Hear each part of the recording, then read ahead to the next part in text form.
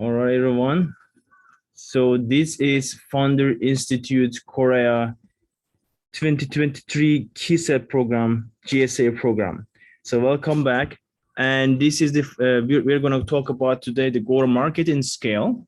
So we have amazing two mentors, both from United States, but Tyson lives quite long time in Japan and specializing in Japan market, and Chris specializing in the US in general, and global as well. So, let's get started. So, all right. So this is actually my favorite session because it's about marketing, go-to-market strategy to the action. So you might be overwhelmed yourself with founders to tools and resources on the internet, but don't panic. So we need to do the basics, and at least I decided to that what works and what doesn't. So you know that your product is great, your revenue, maybe you have fundraising, all these are really really important, but it's most important to do is actually the how do you get customers, how do you go after that, what is the market, and how do you go there literally. So if you could have the best product in the world, but if you don't know how to go to market and properly meet with the customer with a good scalable go to market strategy, you won't win. Sorry, that's the harsh reality. So so what does it mean GTM, by the way? Go-to-market strategy for startup is like planning a road trip. So it's just like as you may imagine that you need a map for planning the routes, identifying the key destinations, determine the best transportations and routes and stuff like that. You also need to outline the market and the plan well and plan more agile way, most preferably, and identify the customer segments and selecting the most effective channels to reach them and so on. So it's all about the charting the most effective path to successfully introduce and sell your product, and so on. So with that being said, with this introduction, let's get started. So this is the agenda. We will so as you guys know, mentors, this is a slightly different program than all other programs. So the entire session is slightly different. So generally I start with an intro and setting up the tone, and then I come to you instead of we just start right over. All right, so this is the agenda. After I set up some tone, which is the introducing the topics of the day, and briefly explaining, and we will meet with the mentors. Mentors will introduce themselves, and the founders, who is today, will be giving their 3-minute speeches with slides, and we will dive into the mentor talks, Q&A. Done. All right. So let me quickly introduce our team, local team. Erdinch, which is me. You guys know me, no introduction, and Yuli here, and local team members, which is the Alex and Genius here. Say guys, hi guys. Hey. So we have all something common as a team in here. We all are actually entrepreneurs, startup founders, and actively. We're literally doing like on as a our full-time commitment is this. So and we all have the warm experiences that can share with you, can help with you all, very fresh experiences, so we can help you along the way. So we are your friend, we are your fellow to help you, to hold your hand and help you with this way. So okay, let's set up some tone. So today's discussion points that our mentors are will be talking, I will introduce to set up the tone, then we will dive into the session. So which is there are roughly 10 topics actually it's needs to be covered in terms of go-to-market strategy, which is the first one is the prioritization of the go-to-market initiatives, because you might be overwhelmed, a lot of things stuff out there, right? So it's like again, going back to the trip analogy, so you need to be focusing on what is the essential things to need to be bring, and the planning and needs to be there. So or another analogy is like, if you're building a house, would you build first a decoration, or would you build the pool before building the foundation? No, right? It's all about the prioritization. And second, and a strategy is all about prioritization actually. So Second topic is the evaluating the different growth models. It's like choosing a vehicle that is best suited for this road trip, which is if it has a bigger combustion engine, bigger power, it will be good for the off trip, right? So similar to this, you gotta choose the right models on this, and you're based on your business model. If it is B2B, it's different. B2C is different. All right. So, and then the third topic is the developing the resonated marketing messages.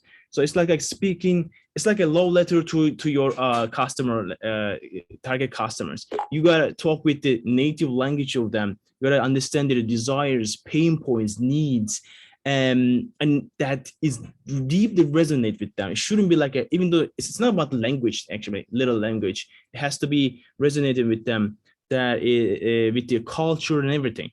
So it needs to be talk with their heart or talk with their feelings, that messaging. And the fourth thing is like testing the messaging acquisition channels. Like it's like experimenting with the different cooking recipes to find the best one.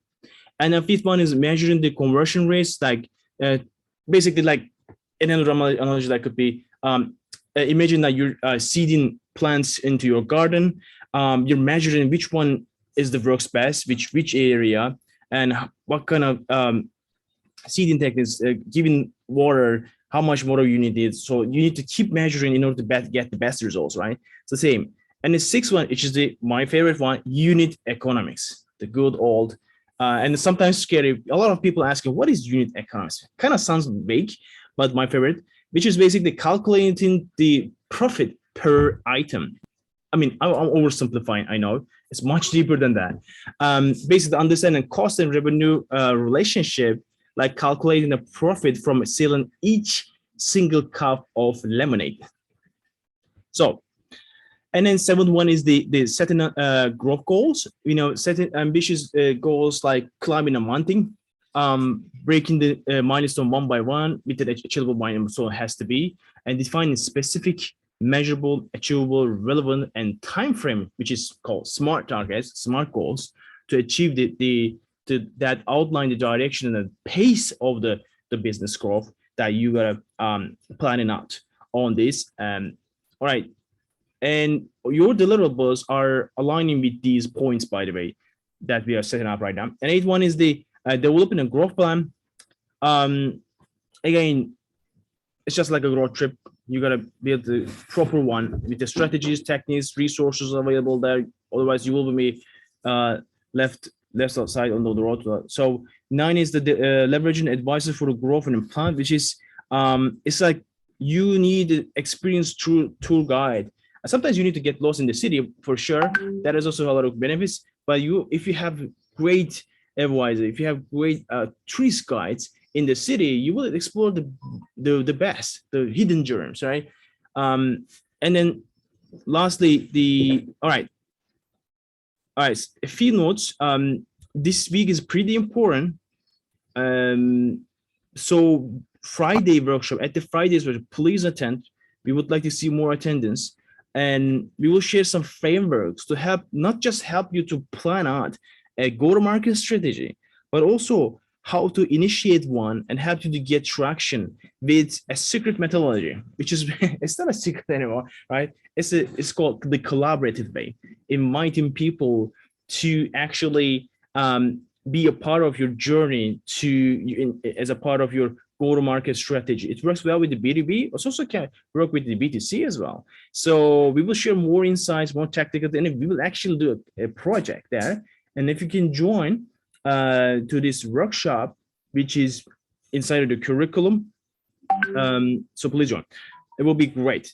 All right, so we have mentors who has hands-on experience and on go-to-market and scale and across different regions in the world. So let's welcome them with a round of applause. I mean, virtual applause, obviously.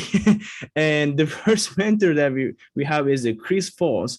Chris is an amazing mentor who was like super supportive to F5 Network and other accelerators as well. So he's like a catalyst of between all the ecosystems across the mostly in the US, but internationally as well, and in many countries. Now, welcome to Korea. Chris, stage is yours. Alex, please see my message too. Yeah, in yeah. this- I'm so happy to be here, So I just want to say that my name is Chris Foltz. I'm the Global Entrepreneur in Residence for Founder Institute. And, I do actually work in a lot of programs around the world. I think 32 organizations, and including Central Asia. So I've worked a lot in this market. I think it's interesting how everyone feels that Silicon Valley is such the leading pioneer of things in the world, when really it's the things that I'm seeing around the world in places like South Korea that have really given me a lot of inspiration. So I'm very, very excited to be here tonight. I know I'm going to do a presentation. I'm assuming that'll happen after we do. Are you doing hot seats tonight at all? Since we have actually this cohort is a little bit more, bigger than that, like 30% more. I think we're gonna do all of it. 3-minute pitches, which is 1, 2, 3, 4, 5, 6 pitches gonna be. Oh, that's going to be amazing. So, Yeah. and just one other thing of note, just this past year, I was one of the representatives, matter of fact, the only American that was brought in by the South Korean government for Consumer Electronics Show, where I got to see some of the most amazing startups I've ever seen come out of South Korea that are really going to lead the charge when it comes down to global innovation. So I'm excited to see what's going on tonight, and I'm excited to represent Silicon Valley. So thank you so much for having me. And I look forward to hearing presentations tonight and giving one myself. Amazing. Thank you so much, Chris. It's amazing to have you here. All right, Tyson. Tyson, special shout out. Thanks for the Japan cohort. He has been very great supporter to us. By the way, both mentors has one thing will common. They share their learnings, they share their insights publicly, and they utilize collaboration with the other players. So they attract the great the learnings in the markets, in their respective ecosystems, and create contents out there. So I highly recommend you to founders to follow up them. Follow them on the online. Chris has a channel and also has great content, other channels as well. A lot of contents out there, and in LinkedIn as well. You should definitely connect with them and then support their contents and consume their contents. And Tyson as well, he has a podcast. He was very kind to feature us in his podcast, which is #2 ranking in entire Japan and in English content, right? So Tyson, That is correct. amazing to have you here. Stage is yours. Hey, I've met most of you already, and I'm helping you with your Japan market entry strategy. But yes, I would say, although I'm American, I know much more about the Japanese market than the American market.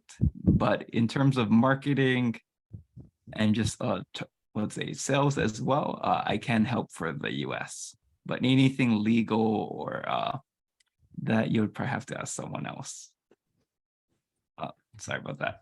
And one correction, I think my BFF Tokyo gets now it's about 60,000 monthly unique visitors for our blogs. But yeah, I can, for those, I think I've already met everyone, so there's not much more to say, but I could say the reason I do produce a lot of content is my co-founder for my most well-known company, OneCoin English in Japan. He's the one who's famous, like he's on TV and like no one knows who I am. So that's my reason for creating so much content. Like who's this guy? It's like, no, actually I do know a decent amount. So that's my reason for creating a lot of content, so people would know who I am, because no one knew who I was in my previous company that I founded. Yeah, by the way, Yuli, we should definitely update this info. BFF Tokyo, there's 60,000 most unique visitors. This is amazing. All right. So thank you, Tyson, for introducing yourself and for all mentors.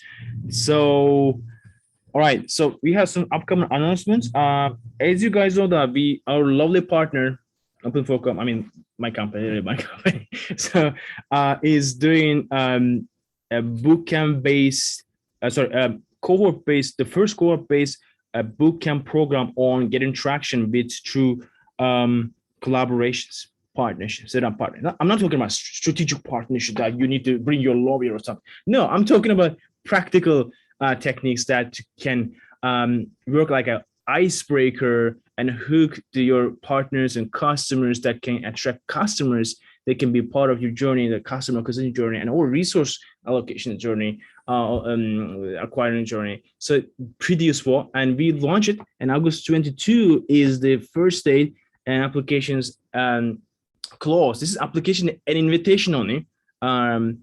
So, and this is the first pilot program. FI members, I mean, if it is our cohort, my cohort, free to join, but you have to commit 4 weeks in a row, every Tuesday, 6:30 to 9:30. It's free, by the way, right? Completely free for you guys. And probably going to be favorable in maybe almost free, maybe to maybe again under consideration for the FI network if it is our own core. So just take a chance, have a look. You already get one session before, which is about and again related to things, but it was much shorter version. So I recommend it. And we have a collaboration offer for you guys, because this is about the collaboration company. So we have a collaboration. So we have posted our announcement post. If you can give a like, if you can repost, put your thoughts, comment. So it will be amazing. But in exchange, that's our ask, right? In exchange, our offer is you will get featured on a blog post properly with your company logo and company links, and you will get a backlink. Plus, you will be also tag it into LinkedIn profile, so get featured, so you can reach more audience. We can introduce you to our network this way. So we're creating more opportunities on that. We have roughly 30,000 impressions per month on social media. I know it's small, but it's getting bigger. Surely, I think everybody should have their own ask and offer statement also. So anyway, so the next event is about we have a co-workshop with the other accelerators in this program, in the GSA program, Korea. And yes, our lovely CEO John is joining. So it's going to be pretty exciting. Of course, he's going online.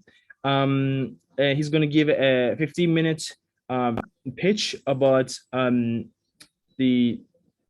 All right, and then also other accelerators going to be there as well.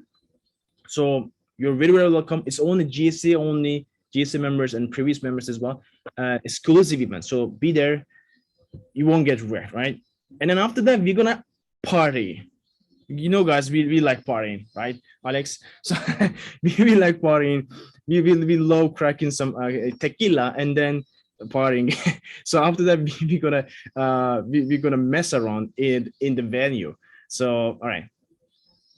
And we also have the Venture Trailblazers event series, which we invite great insiders of all the global startup ecosystem, and venture capitalists. Like formally, we bring from the Sequoia Capital, for example, and very well-known VC firms out there. So feel free to join, and then.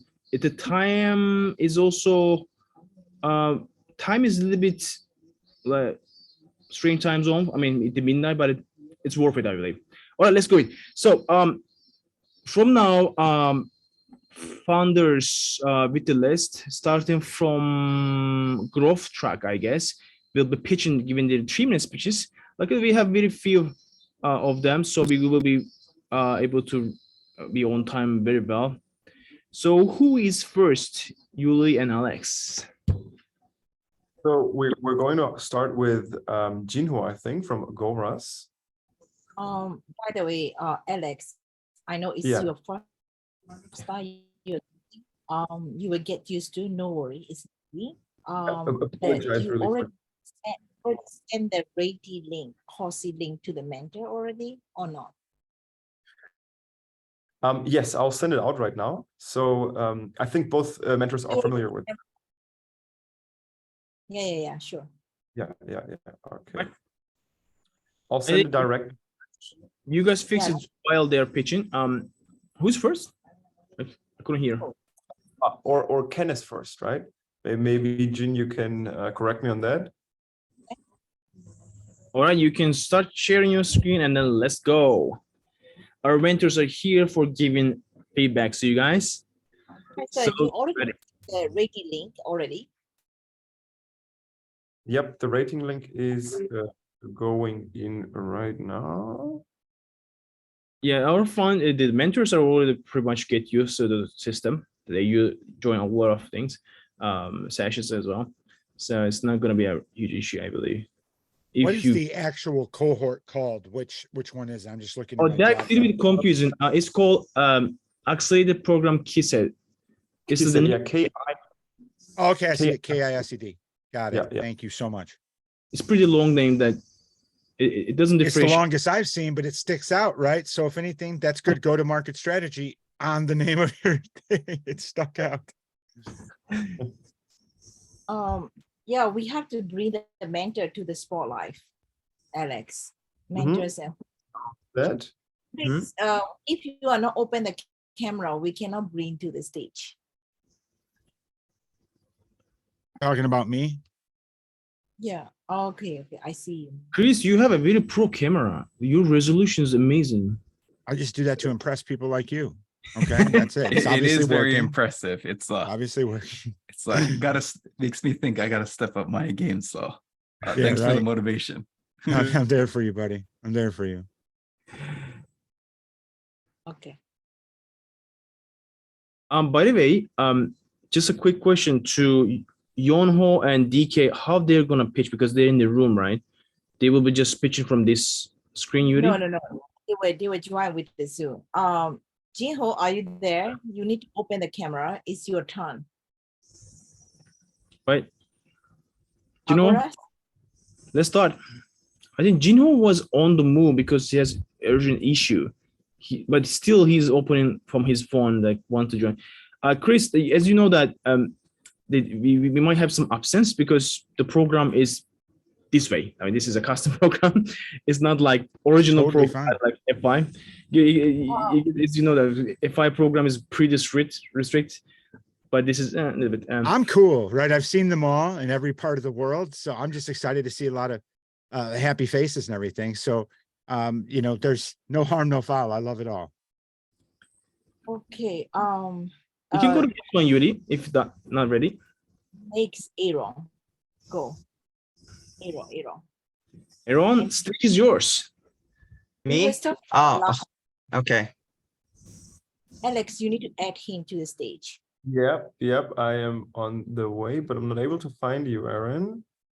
Me? This one? No? Jong, Jongduk. Ah, yeah, I Yeah. found you. Perfect. Got it. Yep.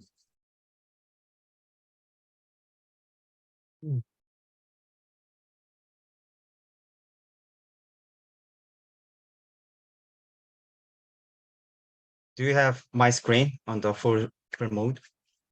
Yes. Okay. Yeah, please Okay, go. 3 minutes. Okay. All right. Last year, the Mother Earth armed with climate changes, people kills and 200 damages. So I can say we are lucky people, but it doesn't guarantee the safety in the near future. We are Software 8. We are AI OT platform startup to save people's lives and secure cities' sustainability. The problem is extreme weather. The severe colds, heavy rains, and more tsunamis weaken our cities, and there are more and more unexpected machine failures. It seems inevitable, but we need to know at least when and how the damage is supposed to be. As a solution, we provide AIoT platform to detect signs of risk. The collapsing means change of energy. Change of energy means change of vibrations. So we provide total package of IoT devices, custom AI model, and dashboards. We provide drones and cams to collect image data, and smart sensors collect vibration and or ultrasonic vibration data. And then we have image processing, AI custom AI model, and vibration platforms. Also visualize them on the dashboards. For B2G customers, we can provide resilient AIoT for buildings, infrastructures, and seawards. And B2B customers, we provide vibration analysis platform to detect machine failures. Core revenue scheme of our SaaS business model is monthly subscription fee for custom AI model, and more, there is a more additional revenue schemes for premium hardware packages. And with collected data, we can sell data sales to insurance companies who can charge more premiums or interest rates to their end customers. We see the market will expect to grow up to $400 billion as a global, and we see the Korean and Japanese market. As a competition perspective, we have AIoT capabilities. So far, we have a POC in Korea, and we collected $250K as a R&D fund, and we are seeking more POC in Japan. We have a POC in Camco and trying to attempt to Japan market. We're starting to go to market with open innovation, and we will try to convert to a paid pilot. And of course, we will expand to nearby cities. The reason why we are focused on the Japan is there's more disaster and severe environment. And also there are more needs for collaboration with AIoT. We have drone and IoT engineers, and as an AI engineer, I develop my solution and collaborate with university professors. We are happy to discuss the seed investment and more POCs. Thank you for listening and joining us to save people's lives and secure our cities. Thank you. Wow, perfect on time. Thank you, Aaron. Thank you for saving our lives, first of all. Yep. Making our buildings safe and machines run securely. Thank you so much. All right, mentors. All right, so this is, we're going to rate across the 3 criteria, as you know, which is the core idea, skills of presentation, and the research quality. Right? Are you guys ready? Are you guys ready? All right. Yes. All right. Drum rolls. I see I'm spotlighted for some. I'm like the least attractive person in the room and I'm spotlighted, but regardless of the situation, I'm ready. All right. Okay, so I will count down 3, 2, 1, and then you will show your roles on the screen. By the way, I can't see Chris. Is it Yeah. you guys the same? Because you I mean, can't. I'm spotlighted, so you have to see me. I'm like right in the middle right now. Yeah. Did you video? Because is it only me, guys? Oh, now it's coming. No, Yes. now we can see it. Yeah. Yeah. Now it's back to me again. I'm spotlighted.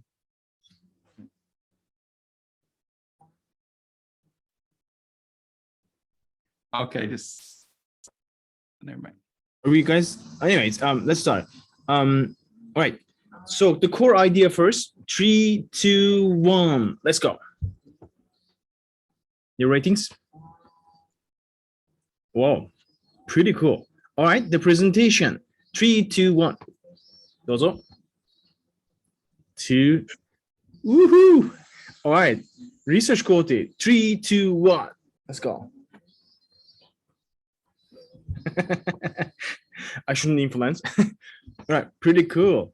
All right, guys, thank you so much. Shall we begin from Chris? You know, I like what I saw, right? I think it's a very important thing. And, you know, I will say that the reason why my score was down a little bit on the presentation is most likely because there's use of a lot of acronyms that are not, we'll say, globally standardized. For instance, you know, you talk about B2G. Obviously, we know that it has to deal with government agencies and all that. But you're going to come across a lot of investors and stuff that don't use that phraseology. Not that there's something that's better than it. It's just an acronym that unless you already introduced the language somewhere in your presentation, you need to introduce it at some point, right? Just like you say POC. Obviously, we all know that's a proof of concept in this situation, but oftentimes some people won't know it by that particular acronym, if you will.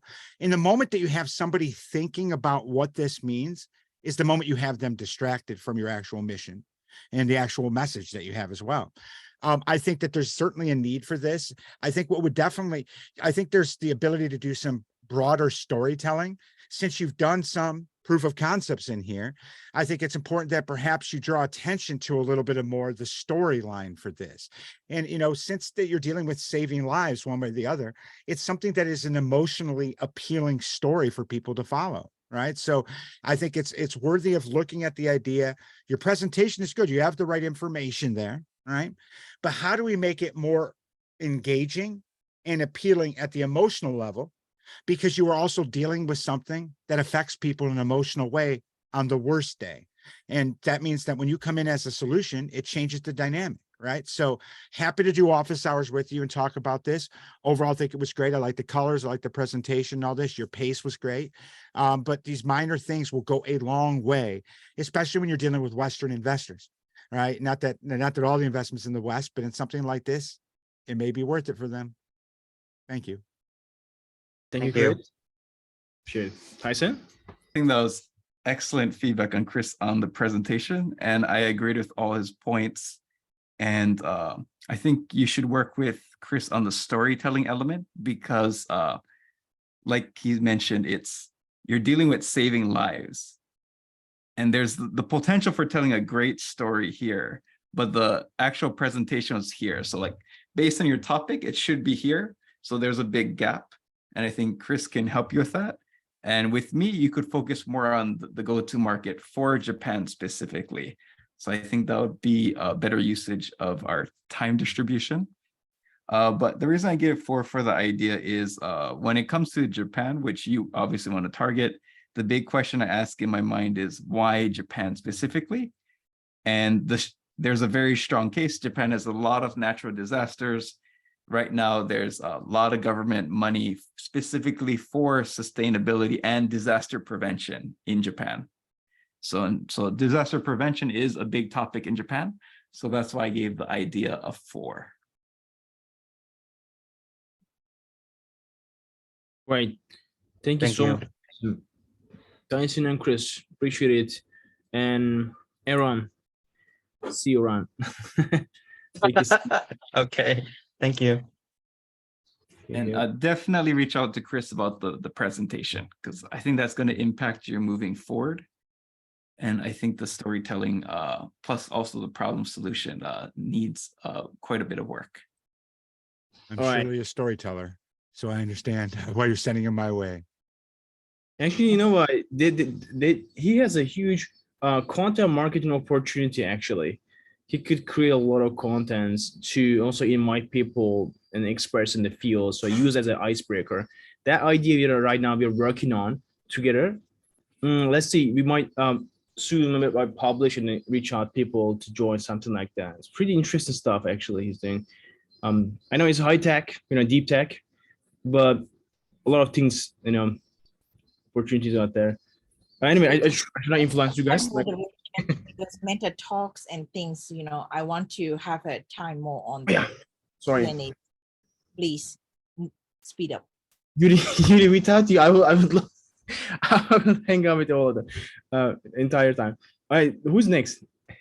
I think now Ken is going to present because Ken has to leave soon. Oh yeah. So, Ken, when you're ready, you can share your screen and then start your 3-minute pitch.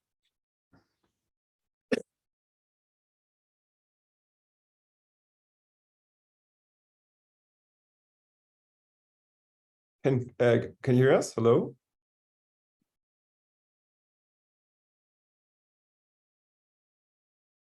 Hello, Ken? Ken. Ken, I you think hear you're. I think Okay. you're. Yes, I'm ready. Perfect. You can share your screen, and then you can start your 3-minute pitch. Growth track, launch track. Are we identifying? Logichan is growth track right now.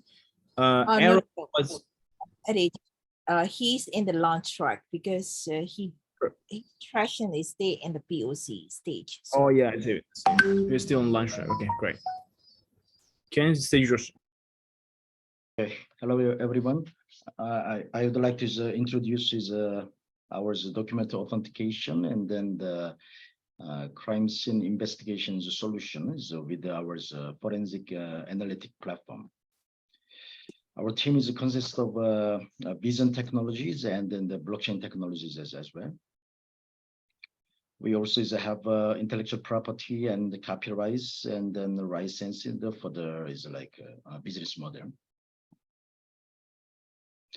Based on the public sector since last year, and as we are expanding the business territory to the banking sector from this year, and also is like a digital healthcare platform is in coming years. Recently, as generated AI technology is growing up, and it is more easy to fake the image and the documents. Thus, and we would like to just suggest is visible and then invisible is a spectrum, and then the solutions to authenticate document and then some materials. This is our goal, and the data and network and AI functional integrated platforms for the document authentication, and then some is like evident imaging. Is like some is forensic as a service on this platform. To advance public and the banking administrations, and we propose in this the forensic technology based in the with these variable optical instruments as a mobile and the desktop type. This is a mobile. Sorry. Okay, this is like the service scenario is like it could connect to the anti-counterfeit platform is between is like headquarter and then branch office, and then for is a banking and then public authorities. We are targeting on the global forensic market, especially the market is so rapidly growing on the emerging countries. And is by using of the forensic technology is like as we are expanding for the financial is the securities application. This is for the immigration desk in Korea, and we providing is passport detecting system and for the Ministry of Korea, Ministry of Justice in Korea, and we are proceeding is to integrate it in the platform. We already got the implementation is referencing in the public sector in Korea, and also is joined in the official development project in Mongolia. And we proceed is like a POC project, and then to collect evident images from the crime scene in the investigation is by the police, and then some investigations authority. Comparing to is like a global competitor is we are specialized for the SaaS based in this platform function is, and also is like a price is also and very competitive with the is like EU based competitor. Recently is like we have we proceeding for the official development is assistance in the project. So as from now is like we are is like preparing is like a MOU, and then with the public sector and then financial sector, and also is like we are developing some POC project in the Japan and so is Vietnam as well. Thanks for your attention. Thank you, Ken. Mentors, let's watch. Idea presentation research. All right, Ken, you can stop sharing, so we will give the ratings and feedbacks afterward. All right, I freezed. Sorry, guys. Whoa. All right, okay, guys. Okay, mentors, the core idea. 3, 2, 1, let's go. Core idea, I'll give it a 4. Okay, and then presentation skill. 3, 2, 1, let's go. I'm giving it 2, but I'm being generous. Thank you. My friend Tyson's being more realistic over here, but there's promise, Ken. There's promise. Also expected that one too, like. Needs to be really improved, Ken. Let's work together. All right, we have a volunteer. Alex would like to work with you. All right, so he's there in person right now. You can grab him. All right, research, 3, 2, 1. Yeah, I think this. All right. It seems well researched, at least. Yeah, But like Tyson's 4 is like 4. ちょっと or it's for the presentation. I felt the research was a 2. Like I think but I think in reality it's actually a 4. So Great way to I'll put it, give buddy. 4 because I know Ken, so it's a 4. But based on presentation, it would be a 2. Okay. So let's continue with the Tyson. So the reason I gave it a 1 for presentation is I think the problem, we can kind of guess what, or you've presented the solution, but you haven't presented why these two things are such a big problem. And you didn't present why the government needs to move right now. So I think that's why I gave it a 1. I think that needed to be very clear, like, because there's always technology, but a very important point is the timing.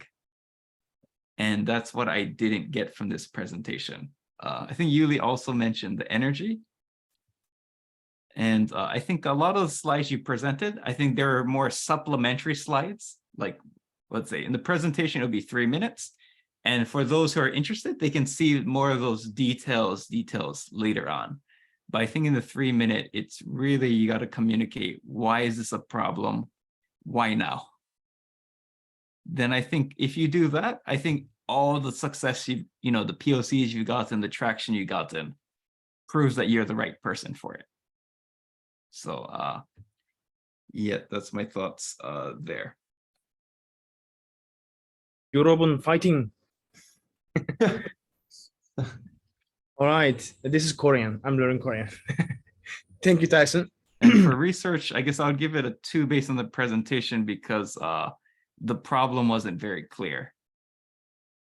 The problem statement wasn't very clear. Yeah. Craigs? All right. Thank you, Tyson. Chris? It's interesting, that feedback. Normally in the US, everyone's talking problem. Your problem wasn't very clear to me, but I definitely know you have a solution for it, right? I could feel that, and it was almost like it was 2 separate presentations, Ken. It's like you started off and I'm like, man, I like this guy. He's straight and to the point, and then in the second half of the presentation, you started going a little bit more about the solution. So I was a bit lost in there. But the funny thing is, even though I was a bit lost, I rather blame myself for being lost because it feels like you have something real going on, right? So somehow, even though I was lost, you made me feel like there's something real there, that there is a problem, there is a solution. So that's a good thing. And sometimes that's one of the largest, most important things in this equation, right? So I just need to sit down with you, with my nerd business partner from MIT, and have them ask a series of questions. Both my parents were in law enforcement their entire life, so I understand that particular world. And I worked in special operations and stuff like this when it comes down to the government. So I understand the need from that perspective. We just need to get the story told a little bit better, perhaps from the lens of somebody that didn't have the protections that your new startup actually gives us, and what the alternative happens without it, right? So I think having the right story is great. But what I like is you didn't embellish. You didn't Americanize it too much. But sometimes you need a little bit of Americanism in there to get it done, right? You know what I'm saying? A little bit of storytelling. But I'm going to help you get there, Ken. I like you, buddy. And I'll add a quick point. I think your presentation now, like if you're presenting to like, I guess what a Bucho, like a department leader or like someone who knows it, I would agree that it's fine. But if you're trying to present to someone who you need for them to introduce to someone else, I think you might need the problem statement more. So I think I wanted to clarify that point. Even competitors, you know what I'm saying? To understand what the status quo is right now and where they're failing, Ken, will be something that would be super helpful, because then it at least gives me something to contrast against, juxtaposition, if you will, right? So understanding more of who's out there also proves that there's a market for it, but that also somebody else is failing at the implementation on the market, and that's why you exist, right? And that can be easily done but I actually like your presentation style to some degree because it's not about frills, it's straight to the point. And in government, that goes a long way. Thank you guys. This is amazing. Cool. Right. Thank you, mentors. And Ken, thank you so much. Let's go to the next one. Yes, the next one is going to be Ginny. I will add you as a spotlight. So you can continue sharing your screen. Yes, you're fast. Okay. And then start your 3-minute pitch. Just a moment. Jinho, if you hear me, no worries, bro. So see you around. Just a moment. Just a moment. Jinho has to leave, has the urgency. Yeah.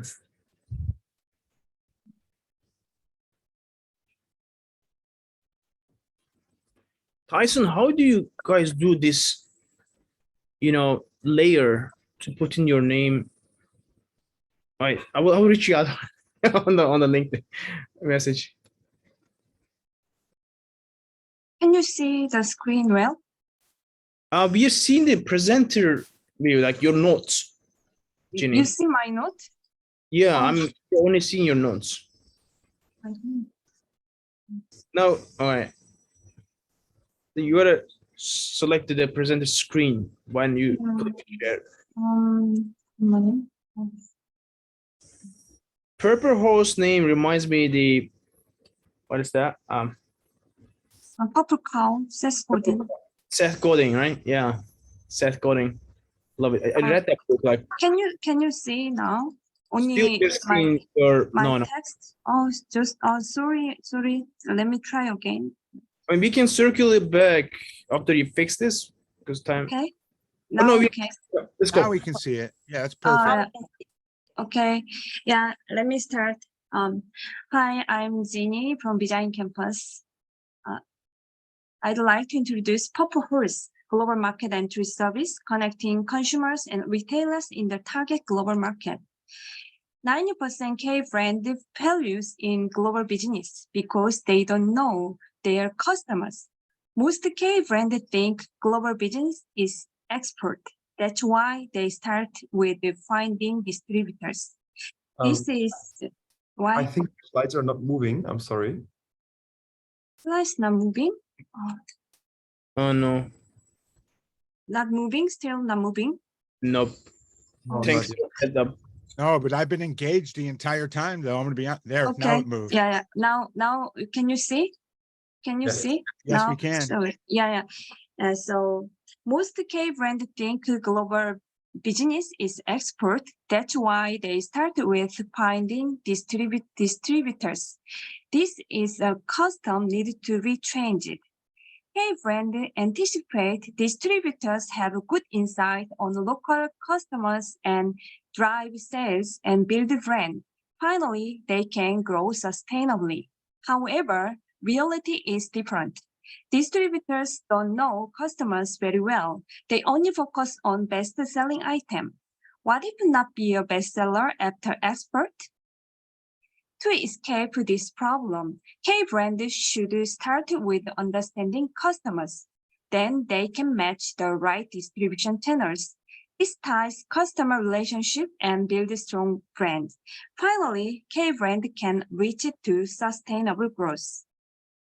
Our service offers 3 steps. Before launching, K-brand can meet real potential customers for verifying their concept. Also, they can observe potential consumers' behavior on our simulating online shop. In the launching stage, they can match with the right channels according to their brand strategy. After launching, they can have brand supporters who used to be their potential customers. We have 3 value propositions: save time, higher sales, sustainable growth. Our business model is premium by stage. Global data market is $213 billion with 12% CAGR. Our competitors are focused on quantitative research based on high tech, but we are focused on qualitative research based on high tech and human touch.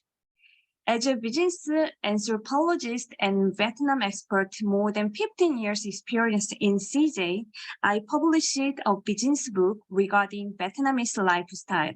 I also have many networks in Vietnam. We are focused on from Korea to Vietnam initially. We already have 150 active potential consumers. Also, we have built 55 partners. With MVP, we conducted proof of concept recently. I'm aimed to broaden our audience to including USA, EU, and Japan brand, targeting to Vietnam with 1 million revenue by 2024 and extending into Asian nations in 2025, striving for 5-fold revenue increase. We are looking for K brand to enter the Vietnam market and find the CTO to build a tech-oriented organization. Thank you.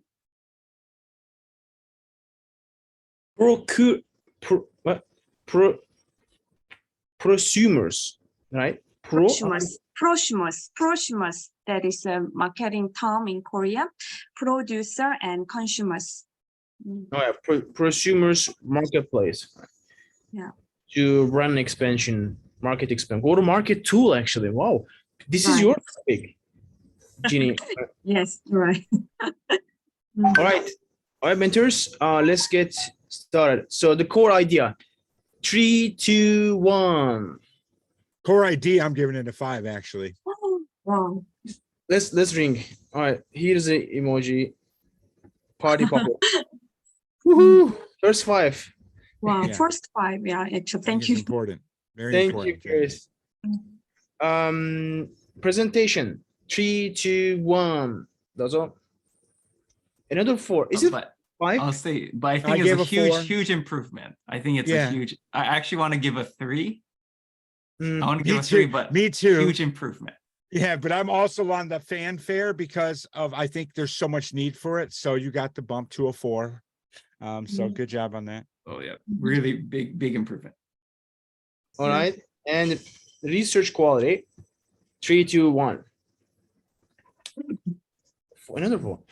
We can see your finger. It means it's 5. Maybe hidden finger there, Chris. Yeah, there we go. Yes, it's 4. If I want it to be a 5, I'll dance this finger up here like this for you. But it's a 4. In essence, I love it all. So the end result, the average will be somewhere between 4 and 5 on this for me. All right, let's start from you, Chris. I can tell within 5 minutes whether a company is going to be successful dealing with everyone based on how well they know their customer, right? And in essence, what you are presenting here is something that helps people understand their customer more. And I think one of probably the biggest gaps when it comes down to startups and even successful businesses is customer discovery. And then, it's very easy for us to call our friends and all of these type of things and ask their opinions, but to have qualitative and quantitative data sets about it is an entirely different story. And then when you get into things, I love the fact that you drew attention to, kind of the human touch in there. It's not just a kind of nerdy online application type scenario that we're all used to.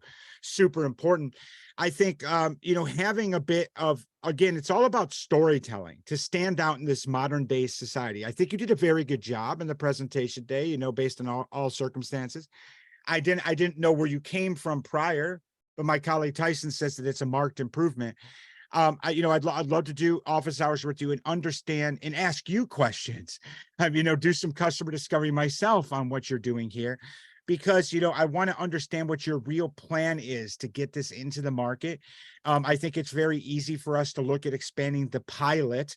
How do we pilot this a little bit more? I know you're focused on K brands, and I believe that you're Vietnamese in this regard. So let's think about what we can do in America for companies as well. Mainly because I think a lot of people overlook this aspect of startup phase that ends up costing millions, if not billions of dollars, if it doesn't destroy brands already. So the more I understand about what you're doing, the better. But I think you did a great job tonight. I'm interested in it. So thank you. Thank Jane. you. Thank you so much, Chris. Here's a heart. It's a virtual heart.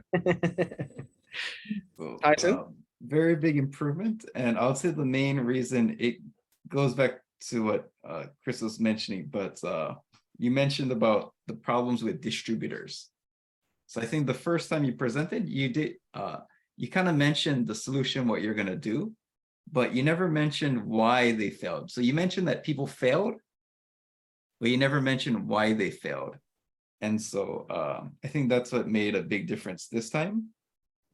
And so yeah, so current certs are not working. The idea I get it because I help companies with market entry. And usually the biggest factor is lack of market research. Yeah.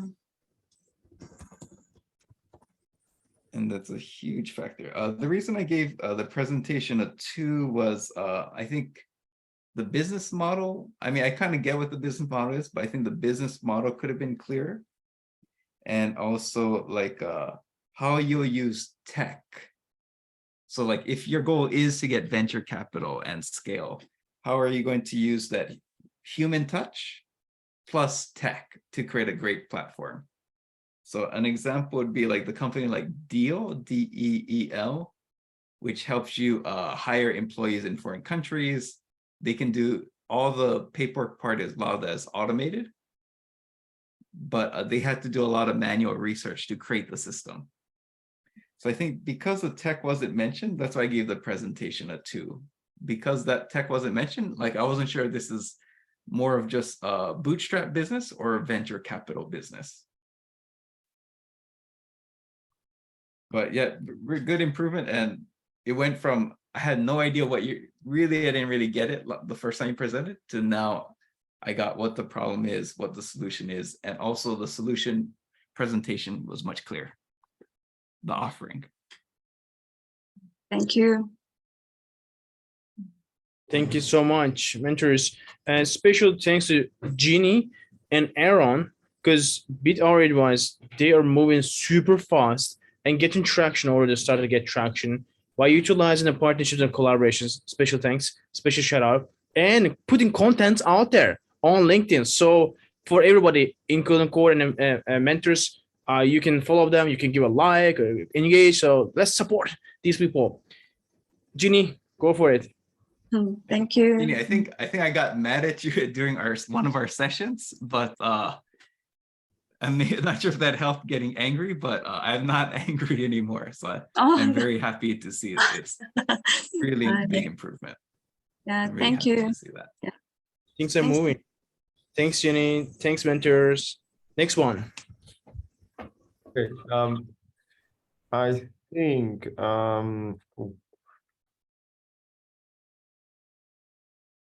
think Aaron is coming up next, right? They're already. Right. I already did. Right. So it's going to be Kim from STRA, right? STRA is a What you can do, you can just like share from your screen. Yeah. Yoho, you are in the room, I guess, but we don't see you on a Zoom. Yeah, kind of opposite light. Yeah, got it. Exposure. Yeah, we can see. Or you can, yeah, we can see better. But you guys need the other side. Yeah,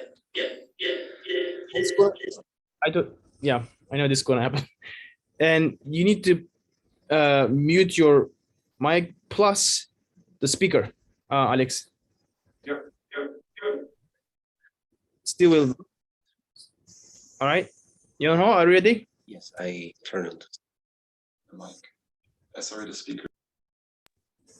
Okay. Perfect. You can share the screen and good to go. Okay. So, can you guys see the screen? Yes, but sir. I mean, you're chopping off so much, so I mean, we don't see. We only like 10% of the screen is audience withdrawals, license to speak, about blank.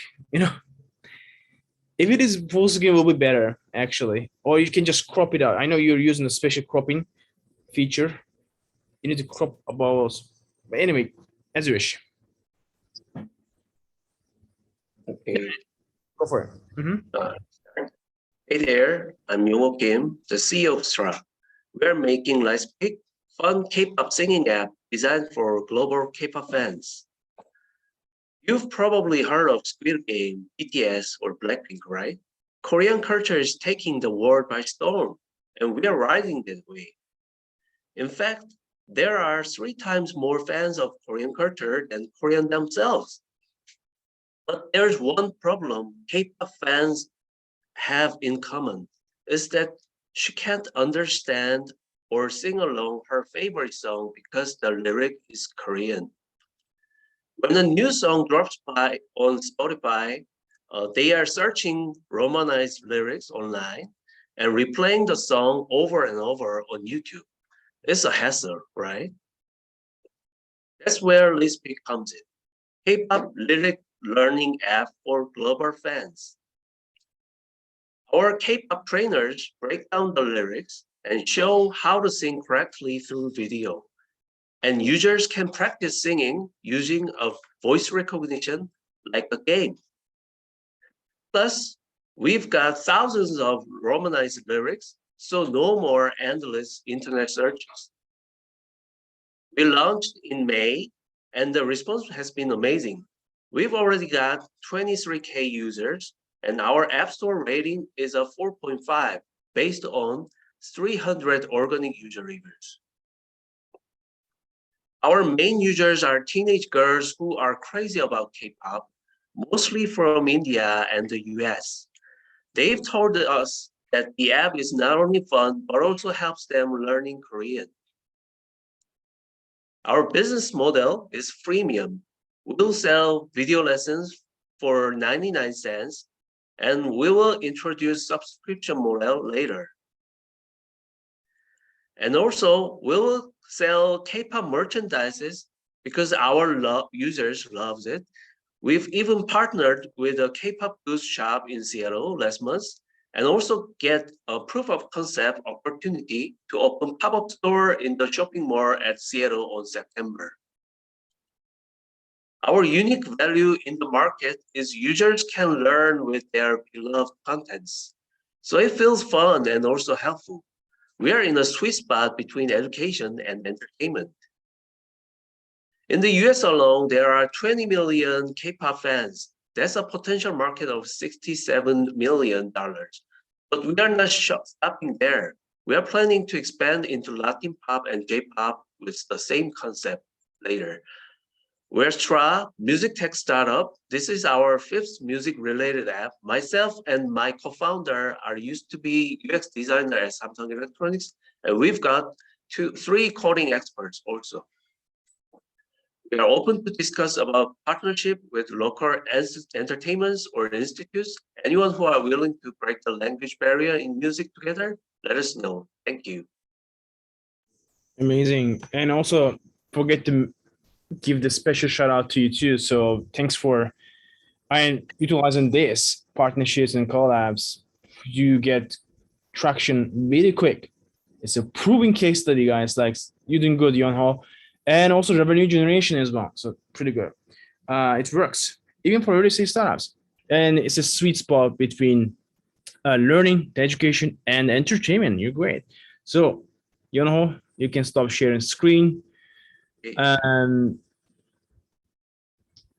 All right, guys. All right, mentors, we will vote. Okay, we're on the screen. Okay. So the core idea. 3, 2, 1. Let's go. 4. All right, and number 4. And the presentation skill. 3, 2, 1. Let's go. Still gonna give a 4 on that. Yeah, like I'm a 3, but actually I'll give it 2. Yeah, I'm basically 3. So my 4 sometimes acts as a 3 today, but we don't give 3s in FI. You know what I'm saying? Yeah. So research. It feels like you know what you're talking about. Yeah, you know what used to be, I mean, previously Yonho was collecting a lot of highest points, but right now not in the best day, I guess. He's maybe Well, we're not also, that- we're, just so you know, we're also judging this. You're giving us scores like if it was idea review or progress review where they have 3 individual buckets versus hot seats, we generally just give 1 score. So that's causing us to be a little bit harder, most likely, because there's 3 different scores here. I So think that's a good point. I actually would Yeah. have given it I would probably given it I actually really like the idea. I would give it a 4, but I'm giving the research a 2 and I'll explain why later. All right. Okay. Shall we continue? Last time we started from Chris. All right. Tyson, you want to go right now? So yeah, I like the idea. It's a 4 because it's a big potential market. What I liked about this time is last time you didn't mention the expansion into other markets, or you might have mentioned it, but you didn't mention the total users. So I think that seems much clearer this time that market 2, market 3, once you get the model. The reason I gave the presentation a 2 is like, I get your idea. So that's why I would be, normally I would like to say 4. But I think if you're to pitch to investors, when you mention teenage girls, and like, they're like, you know, do they actually purchase? So I think one thing you need to explain is like, and if they're not a fan of K-pop, like if they're a fan of K-pop, they get it immediately, but I think you need to consider people who might not actually get how big K-pop is. So that's why I gave it a 2, just to make you aware of it. Even though I did like the presentation, I think that's an important point to keep in mind. So that's why I gave it a 2 there. The reason I gave research for 2 is, so I actually do think you have researched the market. You know your target audience pretty well, which is good. But the reason I gave it a 2 was, I think, business model. And the reason for that is I don't think you really get the data point here. And for me, where it gets really interesting is you sell data to the Korean pop, you know, YG, Hype. You sell them what people like, what parts of the song are they singing, to guide future songwriting for the big companies. Like, I don't think they have that level of insight. Like, if you can help these companies create more big hits, like, I think the data play there is really interesting. Also, like the data play from like the consumer side, like the purchasing side, I think that could be really interesting. So in your case, the data might actually be worth more than the actual sales. So that's why I gave the research a 2. I think there's a lot of potential there. Wow, you just dropped like 7 or 8 figures opportunity. Tyson's dropping bombs today, isn't he? Jeez, goodness.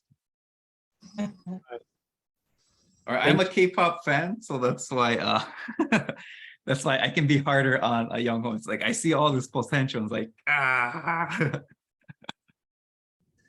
All right, thank you so much, Tyson. Chris? Yeah, I wouldn't have picked out any of that thing that Tyson drew attention to, right? He's drawing attention to something that he says is important that I didn't even know existed. So it's one of those things that if he says it's important, I don't know it existed, it at least should be touched on in this equation, right? So your business model, I need to understand more of that. But I also can tell you that most of the people in the West, you know, we know about the obsession when it comes down to K-pop. You know, of course, generally in the US, we know about, you know, BTS and things like this. But anybody that goes, I shop at a Korean market often. I think it's one of the best experiences. So I've heard other Korean music throughout this entire process. You know, I'm not just a normal K-pop fan. I've got a couple extra albums in my queue. But then some of the things, I don't know if this is a method of being lost in translation or not. You talk about romanization. You know, that's a transliteration thing versus a translation thing. You know, so we need to somebody that doesn't necessarily understand language and the translation of it, those words they'll get lost on, right? Nobody in the room right now is Roman, right? I guess I'm Sicilian 50%. So if anyone, I'm kind of half Roman. But the simple fact of the matter is I understand what you mean from a technical standpoint. But from a presentation standpoint, we have to assume that unless you're in a room of language experts, people don't know anything about what goes into translating things. So we don't want to necessarily use words that cause them to be Googling. You know, we're spending time taking away from it. But you see, it didn't lose too much for me. But like, for instance, my business partner would be somebody that would write a check for something like this. He'd be like, wait a second, we spent too much time talking about Romanization here, this, that, and the other. What is clear is that you basically allow for people that are not Korean to actually properly enjoy their music, sing along, and participate in it, is really what it sounds like. And you have great visuals for this. You have great presentation for it. We just need to tell the story more succinctly. It's all about storytelling, especially when it comes down to the West. And regardless if you get Eastern money or not, the West kind of controls the tempo when it comes on what people are investing money in. Hopefully that's not always the case, but it's true today. So we need to get your storytelling in line and just fix some of the words for people that know less about language translation, less about transliteration, and then go from there. But I am impressed with what I saw. I think it's really cool. I think you're onto something here, so I'm proud of you. All right. And I want to add a couple extra points. It's more for Chris, because I think Chris will probably definitely help you with the storytelling and pitch. But Chris, some interesting facts is I think for the major groups, the companies spend $2 to $5 million on training. Wow. For the debut. See, and like with that right there is a point of importance, because it wasn't until Tyson kind of drew attention to what the business model is, you know, at the end, that I really started understanding why this exists and why it's so very important. So thank you, Tyson 2.5. I wouldn't have guessed that. That's impressive. And so the data play, and also Young-ho, I'm not sure. I think you also mentioned that the big companies, they see the foreign markets as their expansion market. Yeah. So they'll need to create more songs for the Western markets. That's right. So in essence, you have the ability to save them money and time at the same time as making them more money and time through sales, right? And that's the key thing in business. You either save people money, you make them money to many degrees, or you change the world, or you go for prestige. I think you knock off several of these things.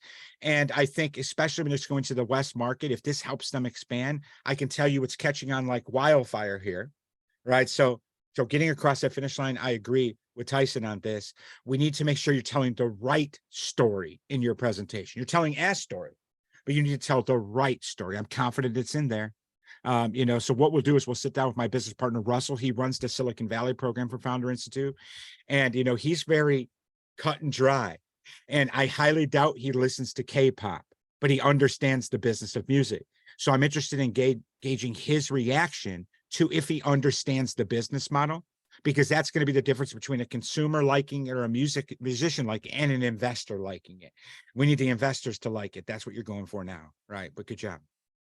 Yeah, and so the business model could be you help companies write hit songs. You guys are spilling diamonds today. Really. Diamonds, really generous. That's only because I can't sing K-pop, so I have to come up with something, and I just became a mentor instead. That's amazing. Thank you so much, bro. And Russell Brand, mentioned Russell Brand is super good. Like, it will be amazing if they can meet with Young-ho. Young-ho, please reach out to Chris. Like, that will be like gold, diamond. Okay. Thanks, guys. All right, let's go. I think we have 2 or 3 left. Let's go. Who's next?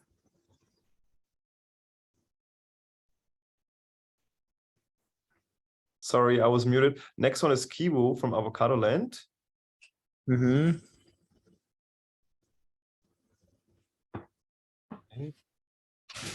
Please go ahead whenever you feel ready. Share your screen. Please. That's a 3-minute pitch.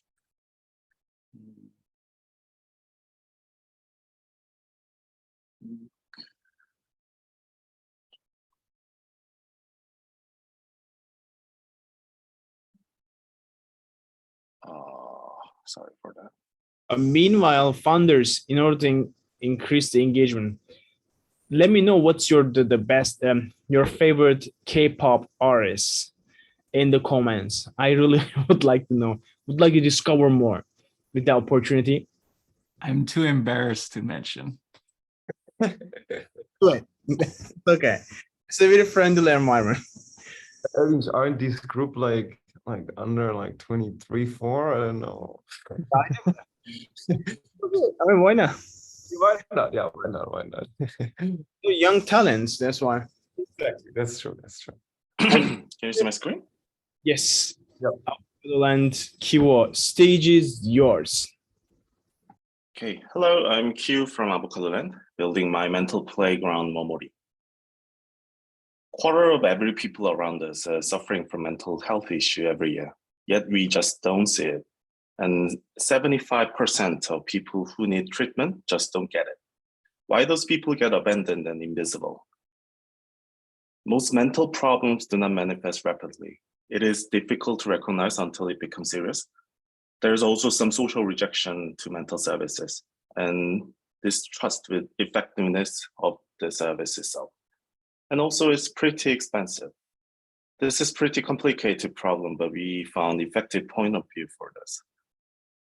We can look at everybody's stance to mental health as reactive and proactive, and it acts like gravity. If you're proactive, you're probably using useful services and you're probably healthy. If you're reactive, you have no idea what your status is and slowly slipping down to more serious area, probably end up getting medication and expensive treatments. We are trying to stop people from sliding to left side and bring them to right side at relatively early stages because it is much easier and cheaper than illness treatment for himself and for his family, for his insurance company, employer, government, and for his society. In this proposition, we think we can have maximum customer lifetime value opportunities rather than positioning each end of this landscape. So we are building a mental service with comfortable and fun, data-driven, customized care, which can be split into two parts. I'll explain our product in this two scope. Our initial strategy is combining mental service with game. Gamified elements can drive interest in the beginning and user gets benefit of a mental service in long term. For gamified elements, we have cute characters and village concept to create comfortable vibe for users to pour out their problems freely and give immediate gamified rewards for good actions with pretty real-time rendered collectibles. So we've already in service with basic tools for daily routines and reflections, and we are developing data-driven features for personalized therapy, giving users actual benefit. For therapy chatbot, we obtained 80 to 90% utility compared to human therapists. Beta will be released in this month. We can serve this model through cute character, reducing burden, easy to test prototype models, easy to form rapport with. We are also developing data-driven models for emotional pattern analysis and rapid diagnosis with clinically researched mental scores. We have very high user ratings so far with 40K downloads and over 400K label data collected, which can be used in training models right away. We also have 22% week 4 retention rate, which is very high compared to under 5% of other mental services. Based on our data research, users are getting better using our service. This is backed by clinical mental tests.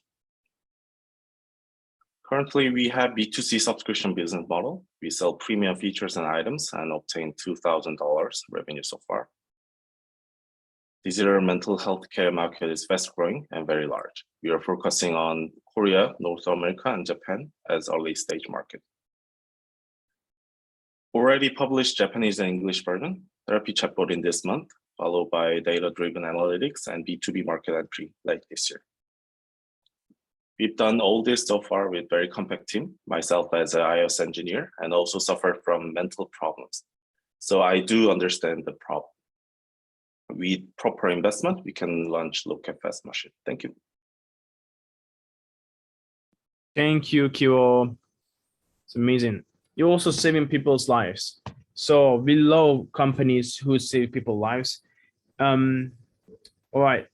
And congrats with launching in English and Japanese. Yeah, please try. Japan needs this. You know, I agree. it needs this. You know, they have an even jungle for some specific reasons. I mean, I should not mention here. So that is crazy. That's Japan. Oh my God. Anyway, too dark.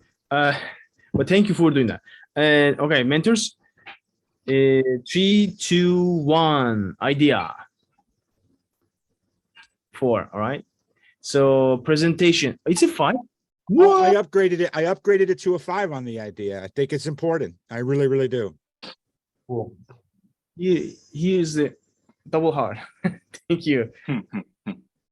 And the what's that? Presentation. 3, 2, 1. 4, 2. All right. And then research. 3, 2, 1. 4. Pretty good. All right.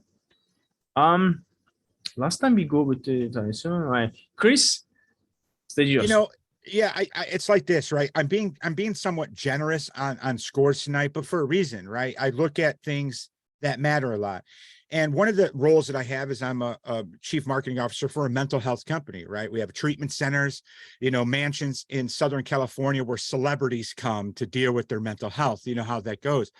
And what I've realized is there's a lot of stigma problems, especially in Asian cultures, when it comes down to mental health, you know, that leads to that 75% of people not getting it treated. So anytime that you have the ability to take tools, and I don't mean to minimize it, gamify the process a bit to get people involved, I think is a home run. And I like the idea that you have an illustrator on staff. You're basically trying to do everything to eliminate the entry point for people working on themselves for self-care. I think this is so very important. Even Russell, my business partner, he ran a suicide prevention center for a while, right? You know, so you would never think that this legendary Silicon Valley nerd is also running a suicide prevention number, and he had the numbers down. And sometimes it's just about that small chat that stops people from creating the problem in their own lives, in the life for everyone else. Some things that need to change in there. I think that you had some slides that were too busy, right? And you have tons of data, you have tons of information, but if it becomes distracting on the screen, it works against you. I loved all the testimonials. Of course, I don't speak I can't read other languages for that matter outside of English. So I was able to see one of them. The slide before that, I think you had kind of like the kind of plan of how your data or technology works.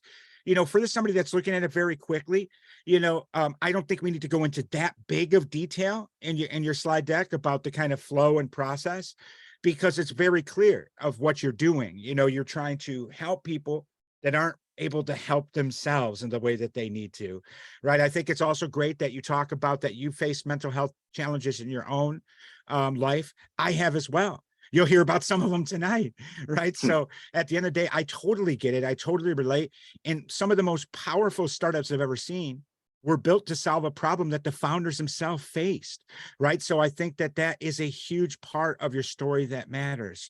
So it's about basically cleaning this thing up in terms of your presentation, not having too many slides that are too busy that distract from your core message and that you don't have enough time. Perhaps it'll change in your 5-minute presentation with more time to look at it, but I'm not sure that's necessary. Some of it we might be able to eliminate and focus in. And for all of you tonight, I think it's important for us to think about, even if it's not on your slide, you know, here's John Doe. They face mental health problems.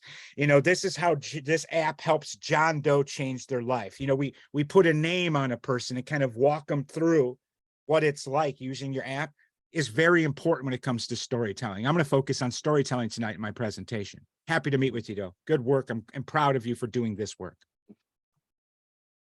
Thank you, Chris. Thibaut, we worked together on like a banger deck. Actually, why haven't you used the new one?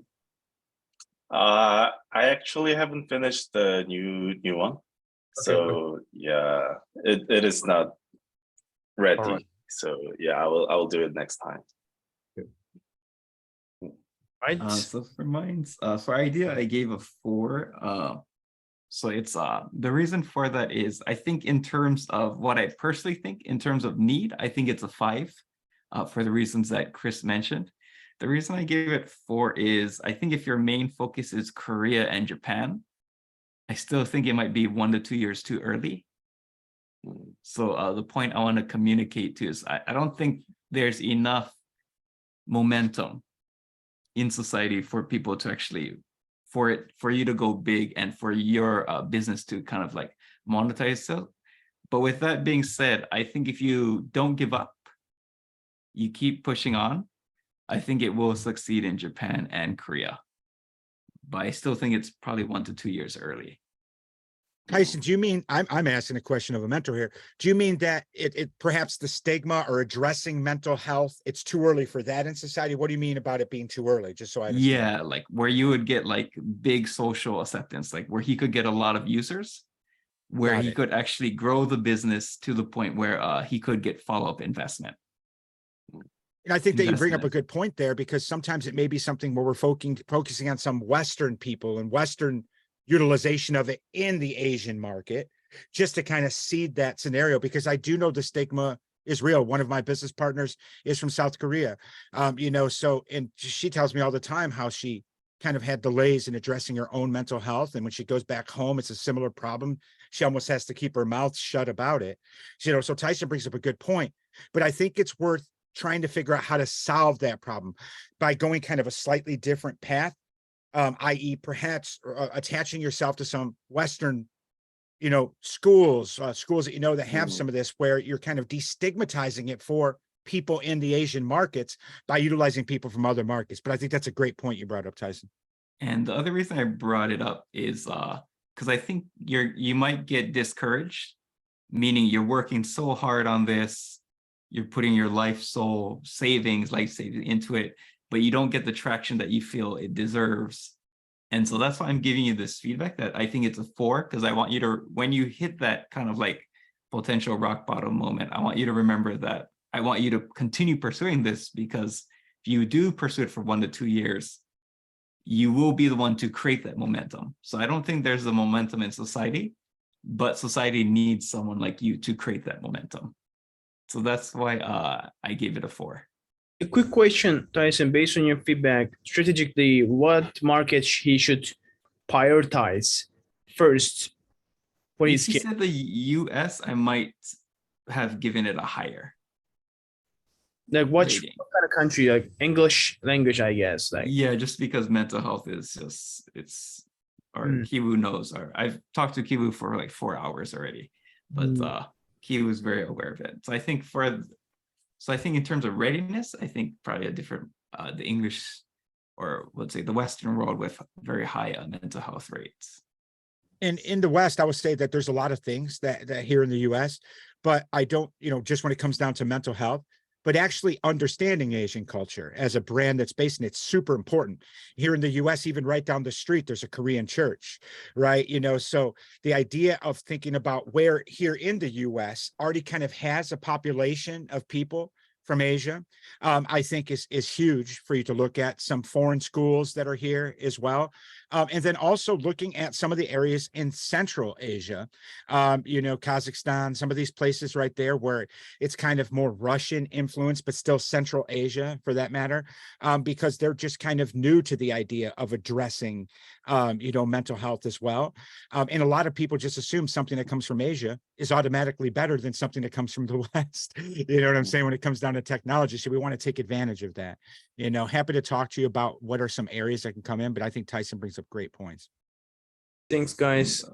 Research, I gave a 4. I mean, we've spoken a lot already, but as someone who has a bachelor in psychology, who was planning to become a psychotherapist, I feel like you've done a lot of research into the psychology and also like the models of, like, let's say you're incorporating psychotherapy, proven and accepted psychotherapy models in the product, and we've been working on the product together. And I think, yes, it's more just perseverance. The reason presentation I gave it a 2 is I think probably a bit more research on the business model and maybe kind of like the path to profitability. And I think the other big one is the feedback I gave is you need customized images for really explaining the target market, the people who need help but don't receive treatment. And so you didn't carry out my feedback on how to better communicate that visually. And so I think Chris gets it because he's involved, but to show someone who really doesn't get how big the mental health issue and how big the market size is that you're targeting.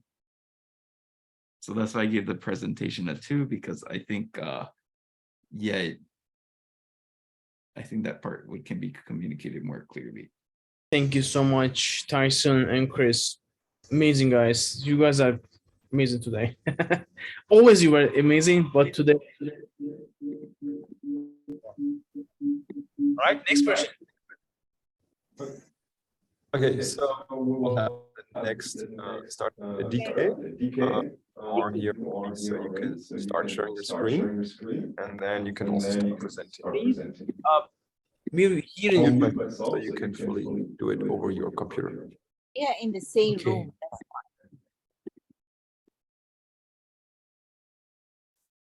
Yeah. All right, DK, test it off. Like there is echo or not? I just want to.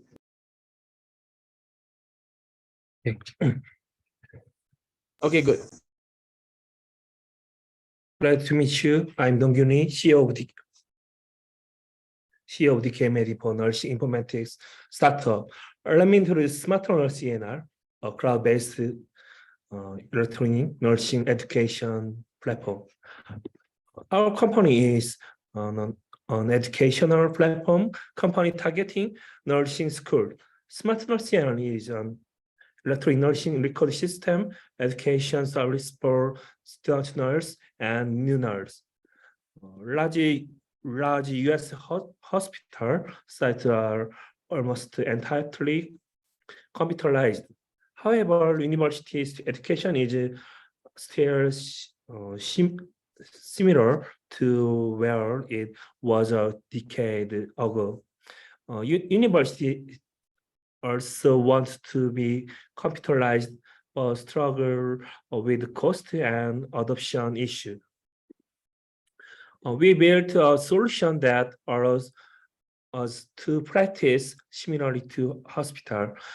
It's cloud-based, installation free, and available to anyone need an internet connection. It's customized for school, so we focus on the features that are needed in the classroom.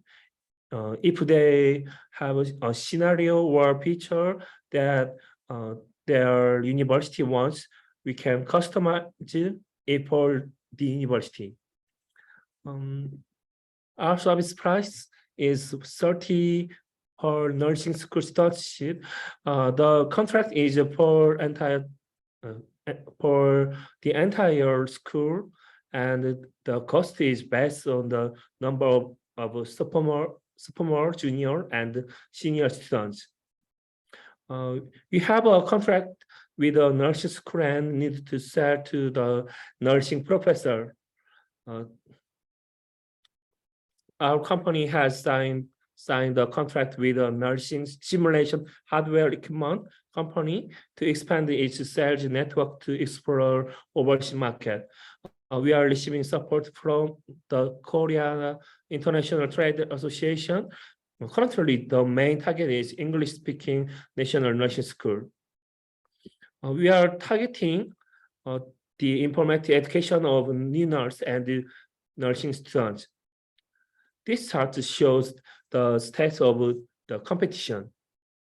We are aiming for 100,000 members by next year. We want to expand our marketing by utilizing our solution to target nursing education teams in large hospital and university.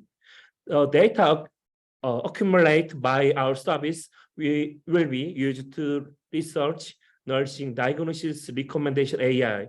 We plan to further develop various software that can be utilized in nursing education. This is our team member, our developers and designer are licensed nurse on our team. We are incorporated in Delaware, USA. Thank you for your interest in our company. Okay. Please mention how many customers you have already, users. Yes. Because we worked on the presentation together. Yeah. I think one big thing was missing that you actually have how many universities? How much university in the world? 20,000 nursing. Currently, how many do you work with?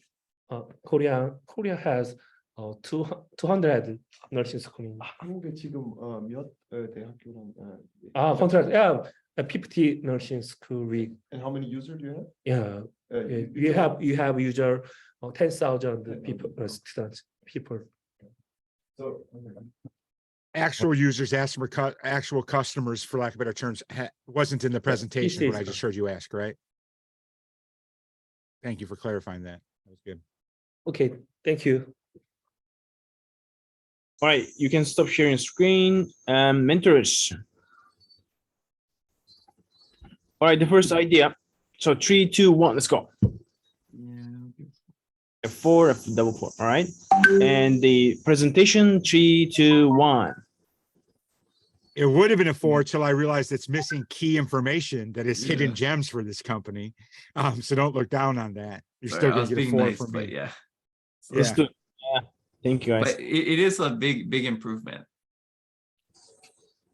All right. It's night and day, but still it needs work. So we've already worked on a new one, so the next one will be for sure better as well. Oh, I already Looking can tell that it's gonna be even better, but it was a good presentation.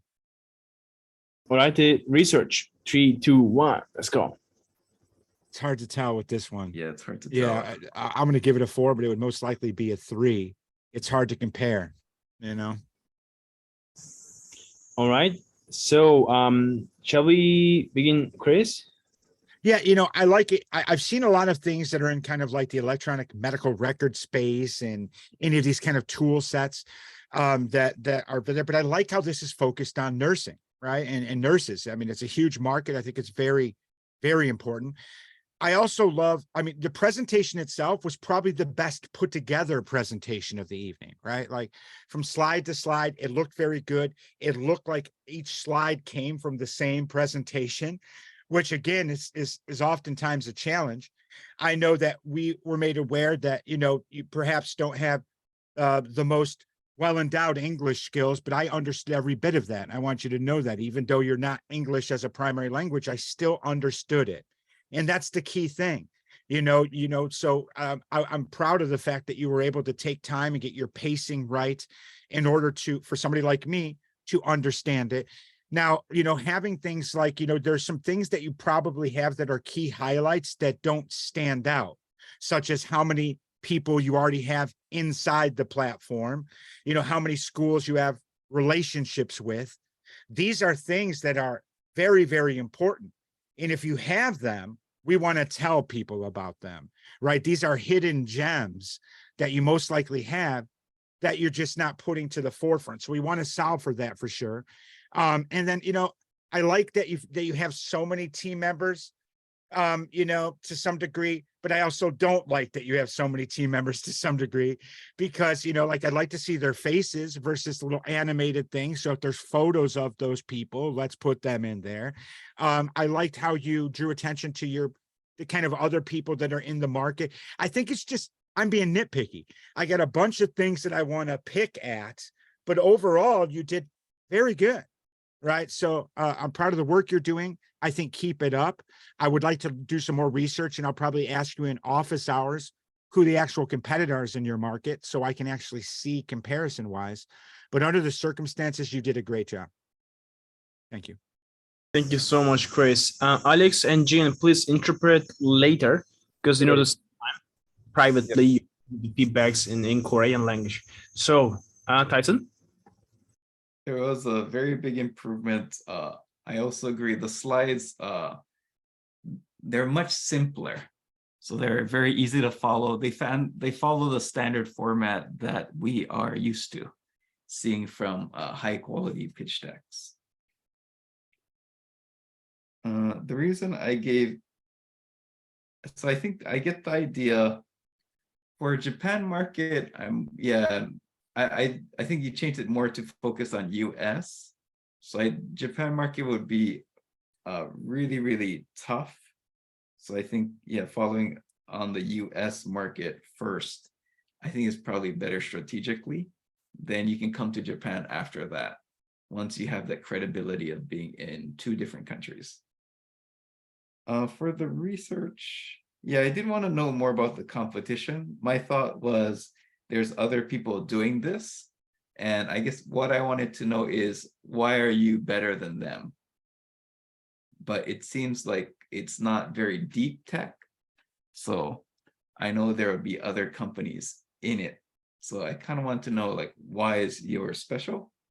And that point of how many clients you have in Korea, that would have been useful. But if you're gonna target the US market, I kind of want to know why, like it seems like a normal, it's not a super high tech idea. So why your solution is better. So I think that's why I think for the presentation, I'll give it a 2. For the errands, but also, like, why is your solution unique? Thank you so much, Tyson and Chris.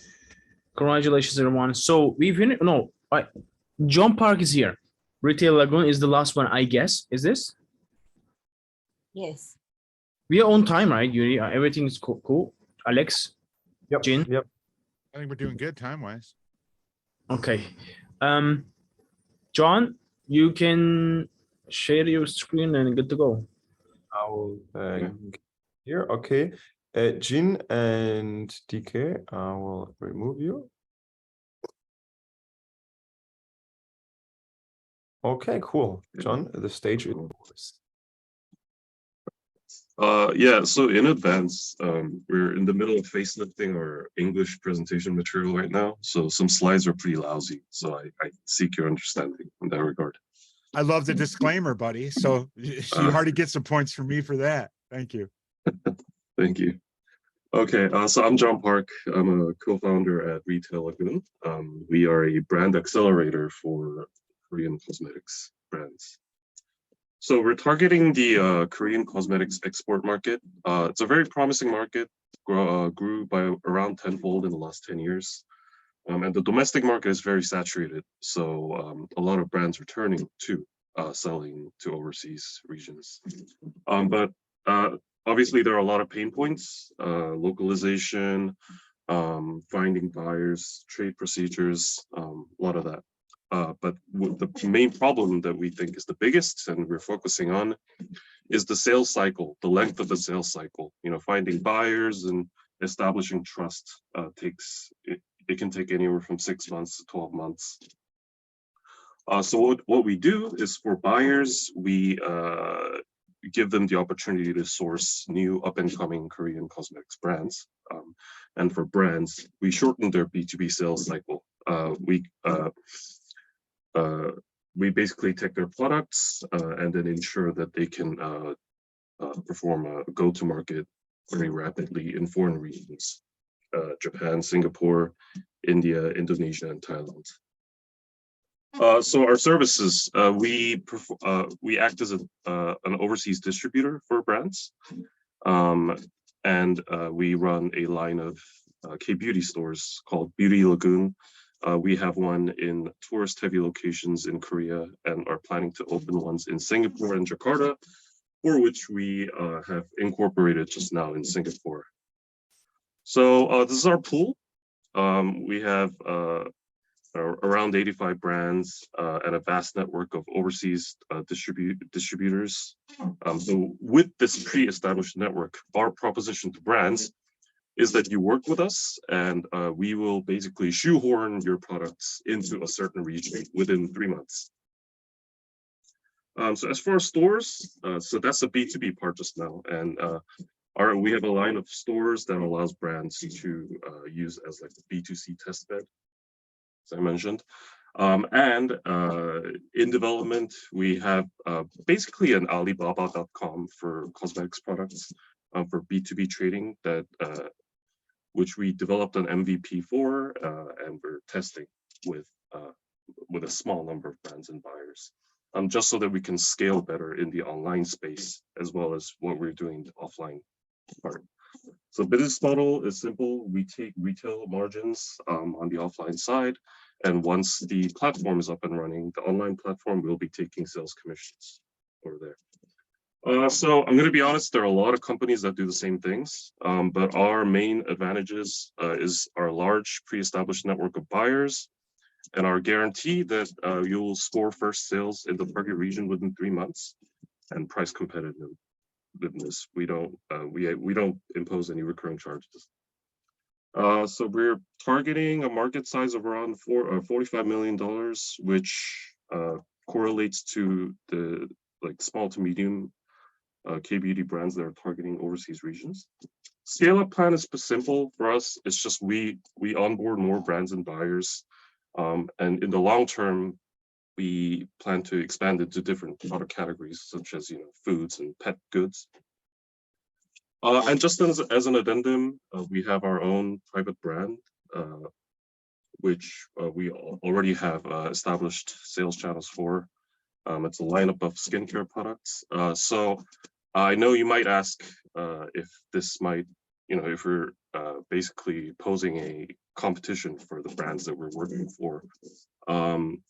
But actually, it's more of an insurance policy such that we, because we're simply like a middleman at the end of the day. So we want to have this private brand so that we can maximize profit margins. Yeah, that's it. Thank you. Way over time.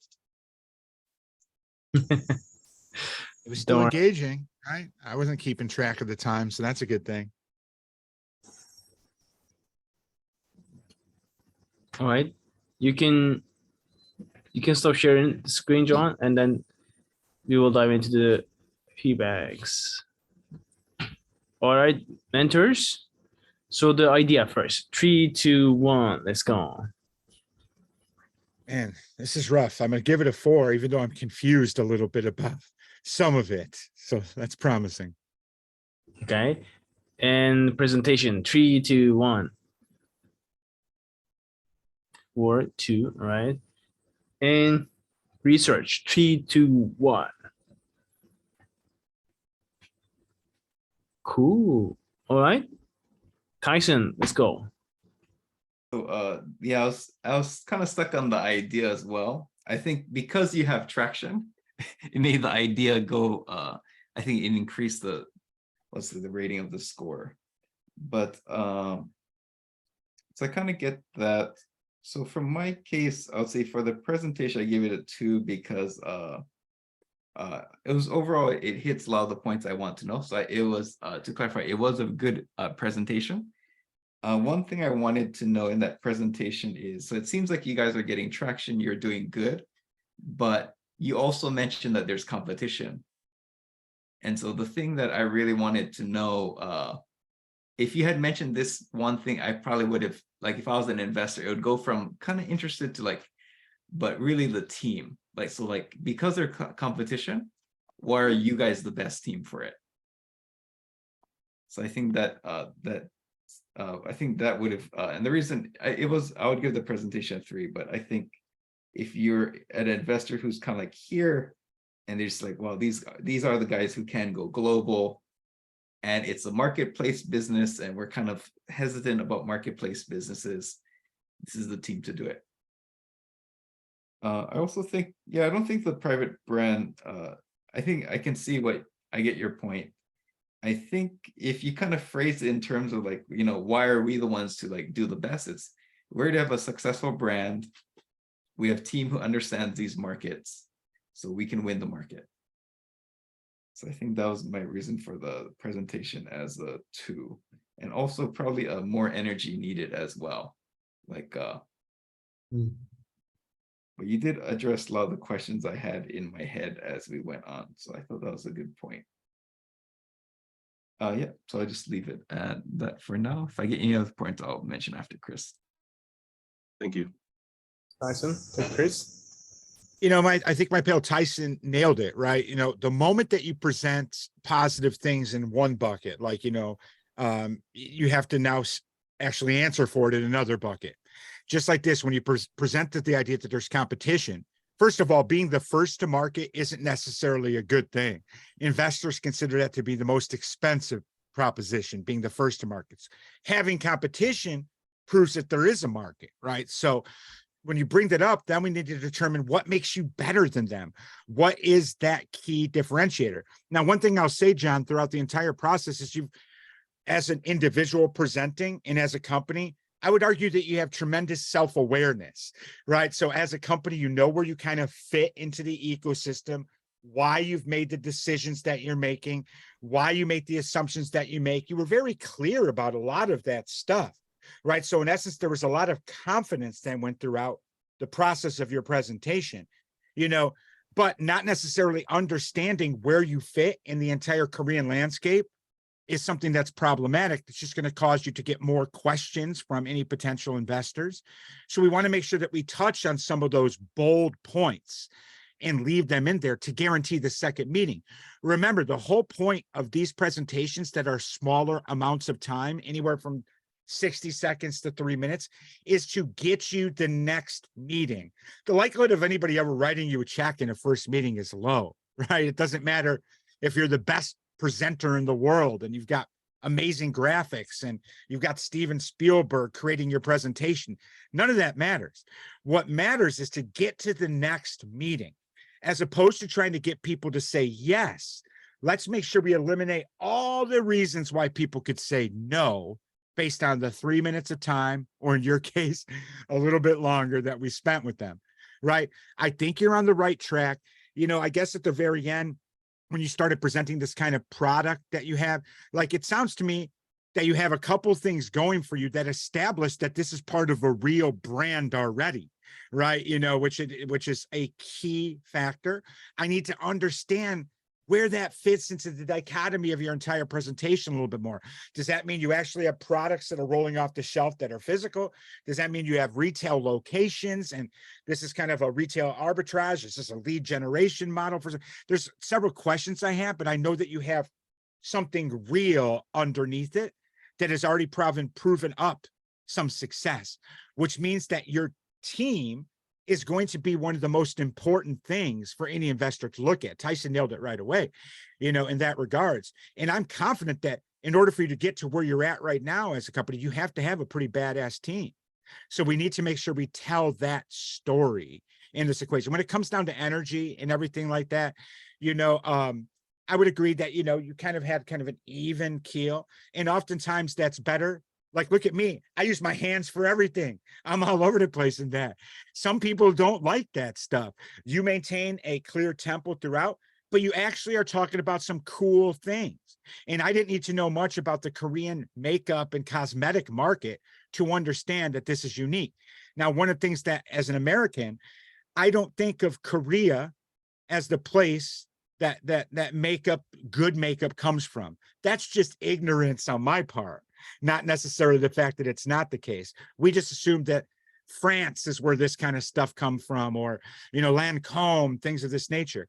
I did my fellowship. You know, I was named one of the top 100 CMOs in the world. And during that time, you know, I did the fellowship to CMO from like Lancome, L'Oreal. And matter of fact, one of my good friends just moved to be in charge of that market that you're in Singapore and a couple other Asian markets for L'Oreal. And L'Oreal's a major player in this space. So figuring out what we can do to maybe get a conversation with him, just to get feedback on this, you know, I think would be key, right? But I really like where you're going. And I need to understand the brands to get there. So something about your cadence, something about your presentation is there. But, you know, when I take a more scrutinous eye to this, you know, you're missing some key things that will make it where wherever I don't understand something, those key things will cancel out the fact I don't understand something and keep the score high. So let's keep plugging away at this. Happy to do office hours with you. And I'll ask more detailed questions at that point. Yeah, and I Understood. Thank you. Chris spoke very quickly, but Chris mentioned some really deep, precise things that are very important. I think I would highly recommend you speak with Chris, because I think this is the difference between fundraising versus not fundraising. Because I had a very good impression of you as a founder for the like self-awareness. You knew what to say. So it's like, okay, this person gets the game, they understand, but there's just that something that's missing. And I think that little thing that's missing is the difference between investment versus not investment. So I would say, I think it's critical that you advise Chris, because I think just me listen to, I think he could help you better than I can on this point. It's key, and it's a series of small things. Tyson's right, it's small things. You don't have this big problem, but sometimes it's the small things that are harder to identify, that when you polish those things, make all the difference in the world. It's not getting me on board. I understand cosmetics, I understand the industry. It's about getting people on board that don't understand it too. That's how you know that you've made a sale. Not every room is going to have somebody that understands this industry, but we want to impress every room that we're in, leave them with something. And I think you have the ability to do that. Are you Western educated, John? Yes. I mean, do you live in South Korea or do you live in the US? I'm based in Seoul, but I spent a long time in Singapore and the United States. Okay. Well, I mean, and that's clear that, you can tell in just the pentameter of your speech. But even drawing it, I don't know if you drew attention to that at all in your presentation, but if you didn't, I didn't remember. That's a value add. Your experience in Singapore, which we all know is the gateway to the East, and your experience in the US is almost de-risking for any kind of investor in the West that may not understand your market, right? So the key to thing with investors is de-risking their investment. That's the difference between getting an investment when you're in a pile of potential investments. The ones that get the investment versus the one that doesn't are the ones that are de-risked the most. And it's surprising to determine what de-risk. There's a study out there that will simply show that people that are startups that come from Harvard, right? Just go to Harvard undergrad, not even to grad school, have a higher rate of getting investments. I once sat in a room where I pretty much heard the worst idea and the worst presentation, but the three founders were Harvard MBAs and they got funded, right? Because that's considered de-risking. So with you, it's about finding the de-riskers and making sure that we present them in there. And your kind of worldly view of things is key. That's something that's important. And I think, John, you're already aware of the things that probably Chris will bring up talking to you, but I think you'll need his help putting it together. And it's, in my case, it might take me like 3 to 5 hours. I think it'll take me too long to figure it out. Like I could figure it out, but I think Chris could do it faster. So that's why I recommended Chris. That sounds great. Thank you so much, mentors. Regarding your private label, it doesn't have to be competition with the other brands, right? It could be you don't even need to say that this is our brand. It could be any brand, but you could still market it throughout the platform. That's my comment. Maybe. Yeah, one of the things to that point that I would be concerned about, somebody like my nerd business partner is going to be like, well, what business are we in? Are we a website? Are we a manufacturer of cosmetics? You know, are we a brand licensing holder? So we want to make sure that we don't confuse people on what the main product is that we're selling here. So, but it doesn't matter the fact that you have these experiences, they perhaps just belong somewhere else in your presentation as kind of a passive statement, versus an active statement somewhere else. And that's where we'll sit down and talk about that aspect, John, because that's at the very end, I got confused. I'm like, damn, are we actually making cosmetics? Are we selling cosmetics? Do we have our own line? And some person will get hung up and you already had them sold until the very end. And then they're like, oh, damn, I have no experience with this part. And then you canceled yourself, right? So, like I said, like before, it's not trying to get, you have a lot to say yes to. We need to eliminate the things that could be potentially no causing for you. And then you've already advanced that much more. Understood. So I think Chris can help, but one thought was when you mentioned your own brand, like how to make that a positive. And like when I first heard it, I'm like, okay, these guys might be distracted. But if you said like, we've had success with our own product, but we see really the big market. You nailed it, buddy. Tyson said it perfectly right there. That's distracted. And how do we turn that potential notion of distraction into something that's a validation is what my buddy's saying right there. And he's spot on with that. All right, guys, like, oh my God. That's like, I'm speechless. Love the passion, like how you want to support the funders all around the world, like Chris and Tyson. Love you guys. It was amazing. All right, we will dive into the mentor talks. So we should start first from, I guess, from Chris, I guess. You did this about bigger, I guess. So shall we make it like a quick break? Like, Yeah, we couple can do a minutes? couple minutes if you want to do a bio break or something. Doesn't matter to me, whatever works. Yeah, bio break. Please, let's have a break. Let's do the bio break then. Awesome. Too much liquid, you know. See you guys in 5 minutes. You can close the cameras and mute, founders, and we will get back in 5 minutes. Okay, founders, in 5 minutes. See you guys. Really Remain- looking for the mentor talk session, guys. Remain in the call. Okay. See you guys.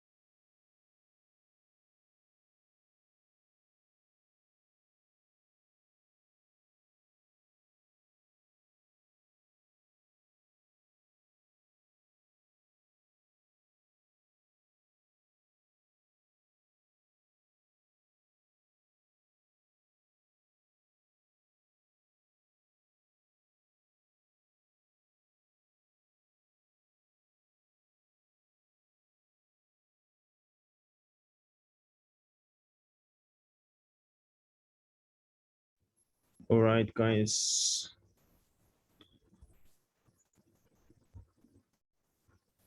Hello. Hello. 여러분. Wow, your Korean is getting better, Erdinch. I don't know. 여러분.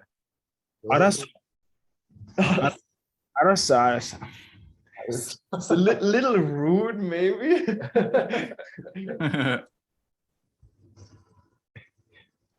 That's it. I don't know in the 감사합니다. What's one of this? By the way, Chris, where are you based at the moment? Right now, I'm in Chicago. You know, I'm technically, you know, I work in Silicon Valley. My consulting firm's based in Silicon Valley, spending the summer at least in Chicago because I'm on loan as the entrepreneur in residence in Chicago for Founder Institute, which I'm originally from. Okay, cool. Is my screen sharing? Fine. Screen is sharing. Let's see if everyone is back. Yeah, seems like most are back. All right. Yeah, if parents, if you give me okay, then I think you can go ahead, Chris. It is showing though, right? Yeah, it is showing. All right, awesome. Well, you know, I'm going to take a somewhat different approach than most of the mentors. You know, I think one of the key things is to talk about, you know, how we kind of develop stories. So what I'm going to talk about tonight is go-to-market strategies that defy the status quo, things that are outside the box. And I'm going to give you 2 case studies of how companies I've worked with through the years have thought beyond the status quo. You know, but before I do all that, it's very easy for me to tell you a bunch of success stories of things and go-to-market strategies. But before I talk about any of that, you know, I need to tell you that storytelling by far is one of the most important things when it comes to getting your message across. But before I tell you a bunch of good stories of positive nature, I'm going to tell you a story about failure, right? And this is my personal story of failure, because I think it's so important for people to understand that even in the startup world, when there's challenges, when things don't work right, there's still an opportunity for you to turn that into a story that changes people's lives and changes people's opinions about your brand. You see, I'm originally from Rockford, Illinois, right? Which is a town nobody's really heard of. It's the home base for this crazy band, Cheap Trick, that at one point was one of the most popular bands out of America and Asia.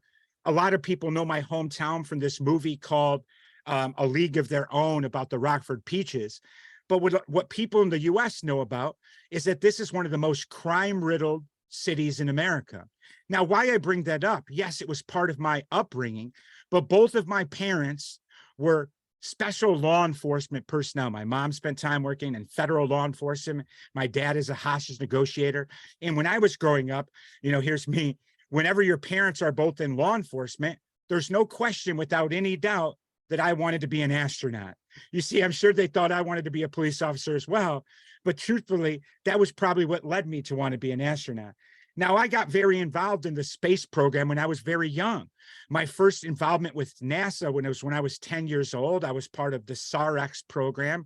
And ultimately, I went to Space Academy, which was really, really cool. But one of the challenges was I'm what the doctors would say was overweight when I was a kid. And come to find out, in order to be an actual astronaut, you need to be able to fit inside the spacesuit. You know, so I went to Space Academy and the counselors told me, said, listen, Chris, you're never going to be in the right physical fitness shape. We can tell just by looking at you now as a kid that you're going to need to get in shape or you're going to need to change what you want to do. Now, I didn't want to listen to them. So I asked them, how do I change the law? Are you telling me that there was a rule that you have to be a certain weight to fly in space? I thought the whole point was it was weightless up there. And they said, yeah, it's easy to change. You need to go and talk to the president of the United States. And they said that if you can change the law, change the policies, then perhaps you can become an astronaut. So at the age of about 15, actually 12 years old, I decided I was going to set out to get in touch with the president of the United States and try to convince them to allow fat kids to become astronauts. So I went to my uncle. He was a big lobbyist. You know, he helped set a lot of laws in America that have impacted the lives of many people. And he said, Chris, I've got a friend of mine who's running for the United States Senate. Now, that's one of our two main branches of the United States Congress. And you know that if you get senators on your side, US senators, life's going to be much easier. So this is me kind of going out and do my life discovery. And then what happened was I was the first person involved in his campaign I wasn't even old enough to vote. I ran a portion of his campaign and we won. And they introduced me to this guy. Now, this guy, Don Manzullo, was a United States congressman, and he was in charge of the Small Business Committee. So this was the first time I realized how much the government plays a role in the success of startups, because there was people like these guys that was actually making decisions in Washington, D.C. about policies, changes, and funding for people like all of us. I learned a lot about politics from this person, so much so that before I was even old enough to vote, I got involved in my first presidential campaign. This lady here, Elizabeth Dole, she was the president of the American Red Cross, which a lot of people are familiar with, but she was also the Secretary of Transportation and the Secretary of Labor underneath two United States presidents. And she decided she was going to run for president. The problem is that a lot of people didn't know who Elizabeth Dole was, but they knew who her husband was, Bob Dole, who at the time was the Senate Majority Leader. You know, and this was the first time I realized that you could have everything going for you, an amazing resume, an amazing team, and run for president of the United States. And even with all of that background, it's not enough for you to stand out in the crowd and win. Now, we did pretty good when we were running in the election, but the numbers were simply not good enough for Elizabeth Dole to progress forward in the presidential race for the United States of America. And one of her campaign managers, his name was Ari Fleischer, after we realized Miss Dole was going to step out of the race, he said, you know what, guys, there's this dude down in Texas, United States, that we think might have a chance in federal government politics. And that dude was George W. Bush. We've all heard about him, I'm sure, whether we like him or not. He's a very interesting person to spend time with. So literally the day before I was old enough to vote is when I came over and started working in George W. Bush's campaign to be elected president. During that time, we were lucky enough to be elected president of the United States.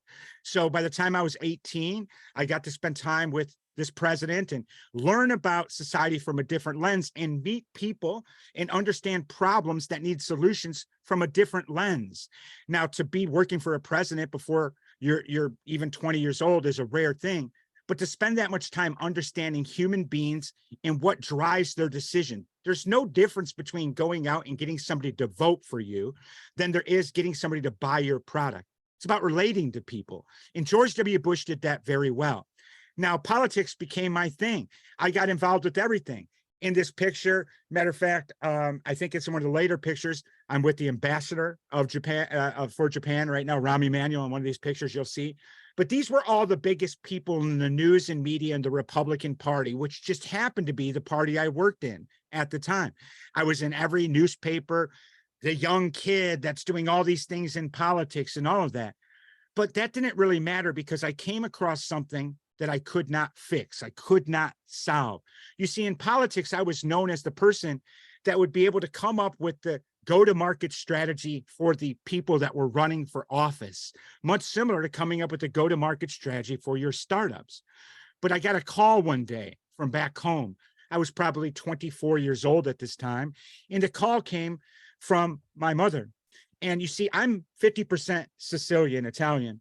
And when you grow up in an Italian family raised by 3 women, and something goes wrong in the family, in this case, my mother was diagnosed with cancer, that's when you come home. So I moved back to my mom's basement and set up a consulting firm. And my goal was to basically help my mom with life and help local businesses and local politicians get elected to office. Well, the problem is in that first week being home, I had my wisdom teeth removed, just normal dental procedure. But when you do that, you get Vicodin here in America. I'm not sure how it is in South Korea, but they give you they give you far too much medicine for the actual needs.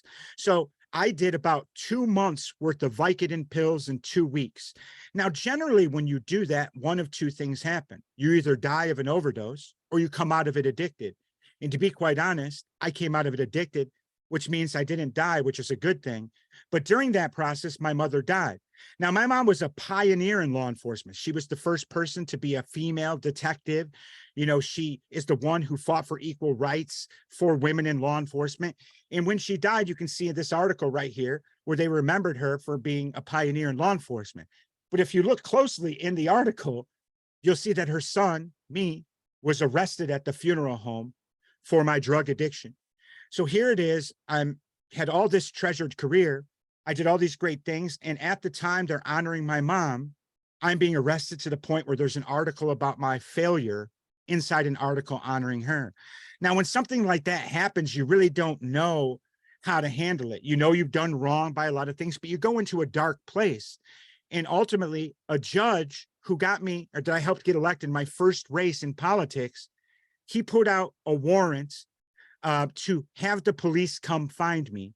And then I spent the next 4 months of my life living in this jail cell with a bunch of people I've never met before. Now, when you spend all these years working in politics and you end up in jail, you look for different things. And what I found is that there was a lot of smart people in jail, a lot of people that had businesses. Sometimes they would be illegal businesses, but the skill sets that they had, if given the right training, the right experience, they'd be better than most of the people that have never had the experiences that they did. So that's what I did. I spent 4 months talking to every single person to understand how they could convert their life of crime into a life of success. In this regards, how to become better entrepreneurs.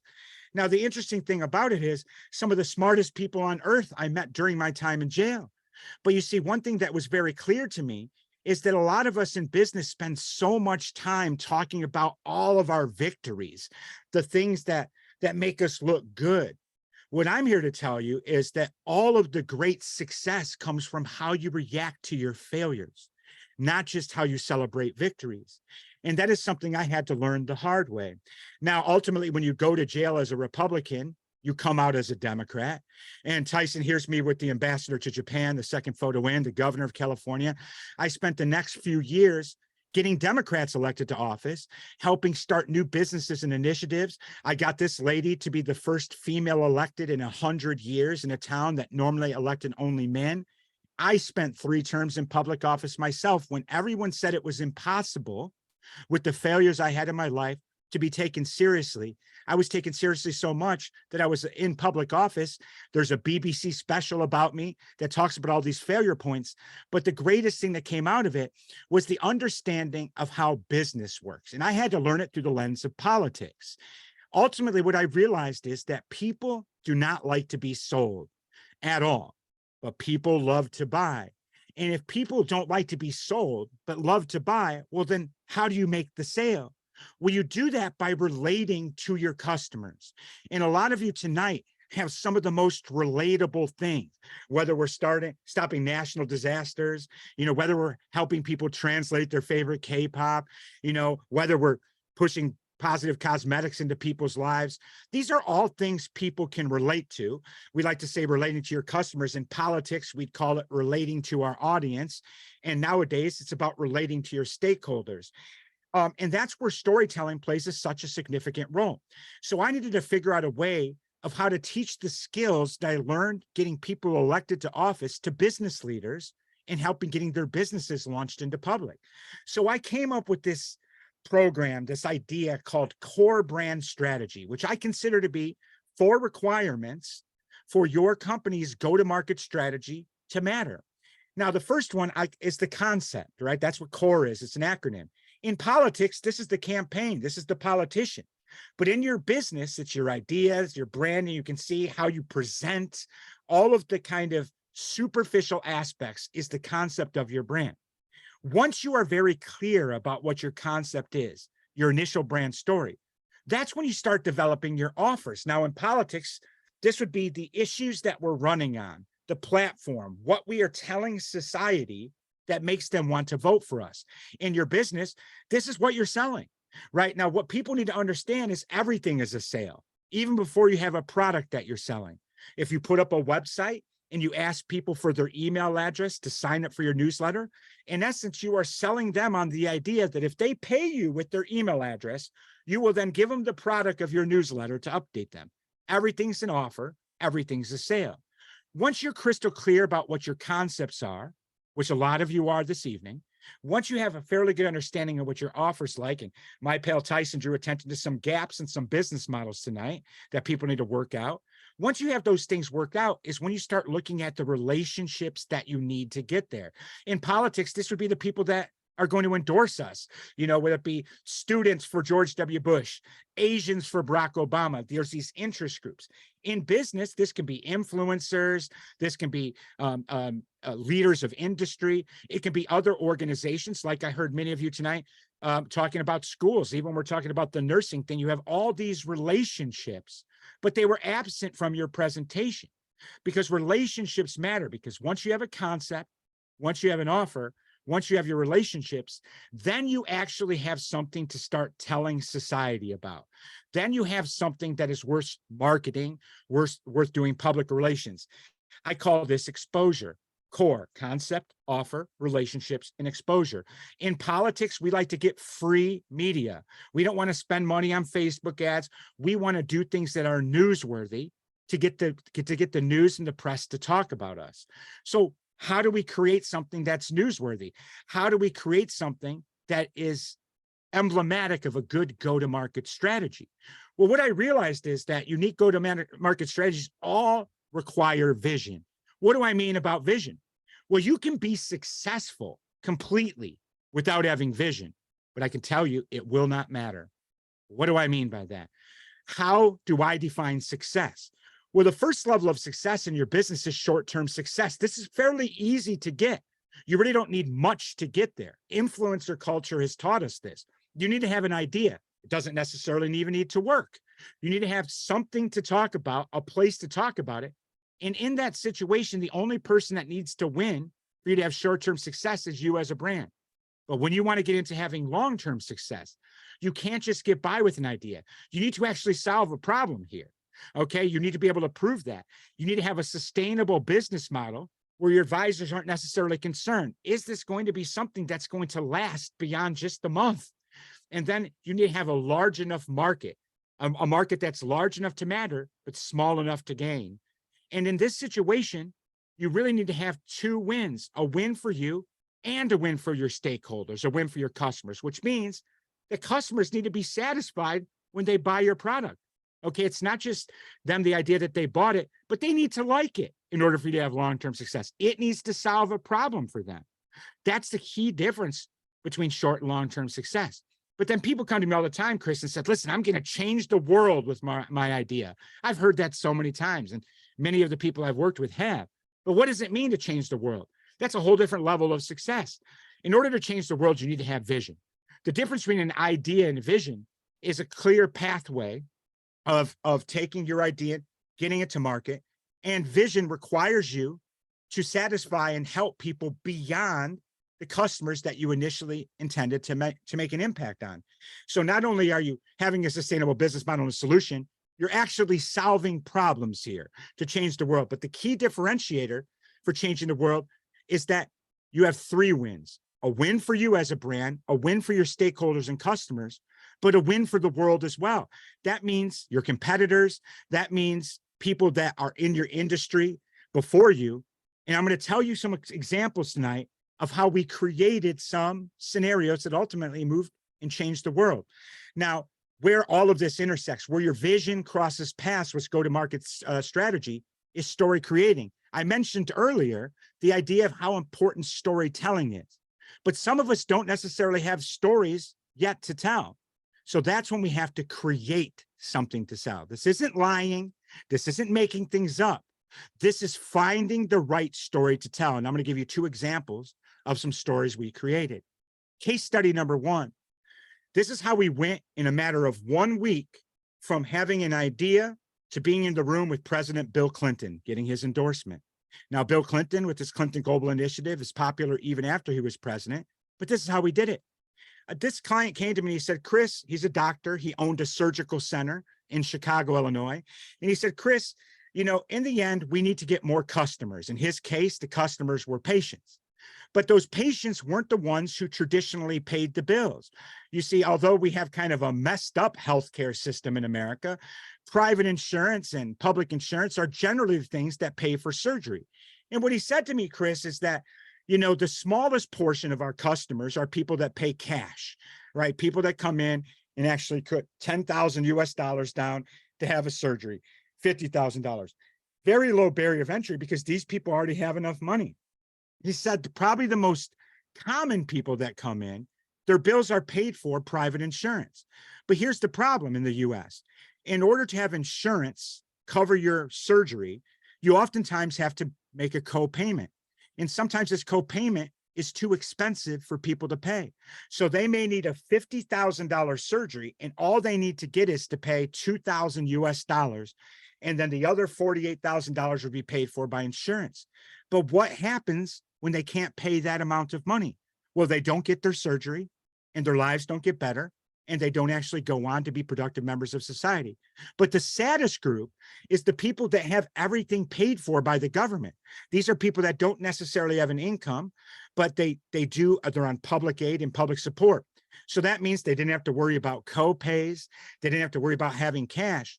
But the barrier for them was things like they couldn't afford to take time off work to have a shoulder surgery that'll make their life easier.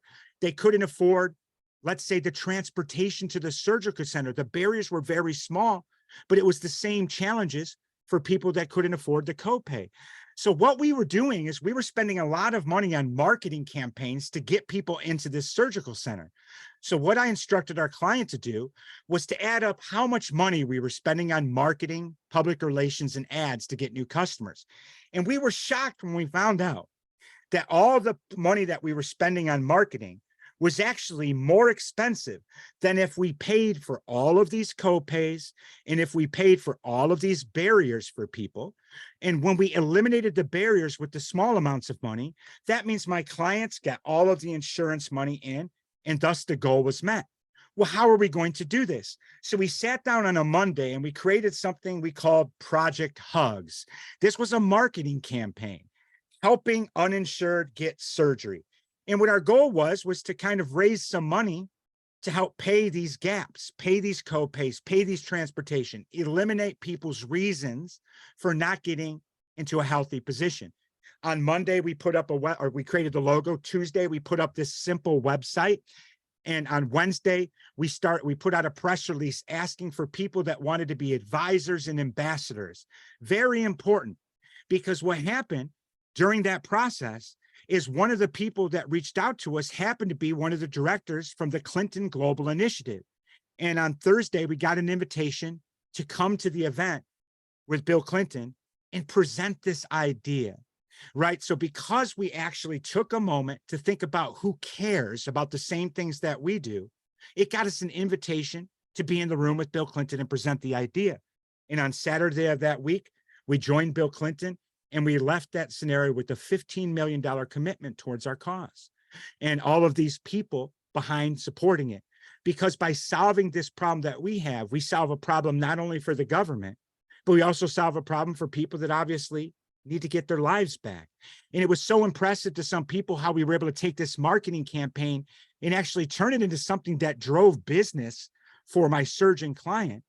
But then we also solved a very important gap for people's lives that the First Lady at the time, Michelle Obama, came to meet with us about this and also served as an advocate and ambassador for our program. So you see, it's about telling the right story. And the story of talking about how we wanted to get more patients at our surgical center was never going to work.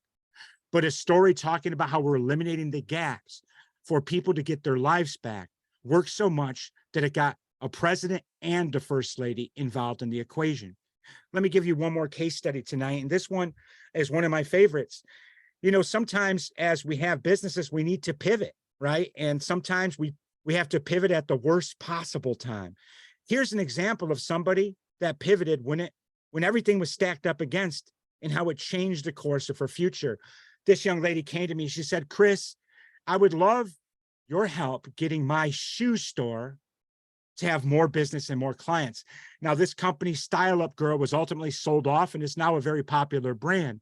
But at the time, one of her goals were to just have her shoes up on Amazon, because at the time, shoes weren't necessarily, people did not sell their items on Amazon as much as they do now.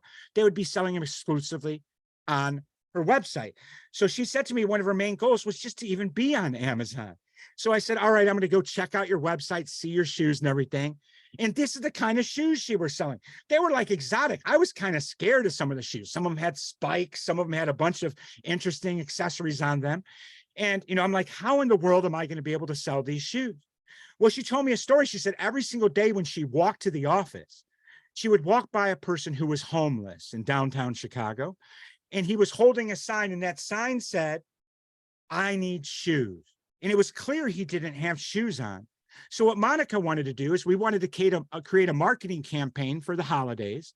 And what we were going to do is we were going to, when people bought shoes online, we were going to give them a postage paid label to mail the box back with a pair of their old shoes to donate to people that didn't have shoes.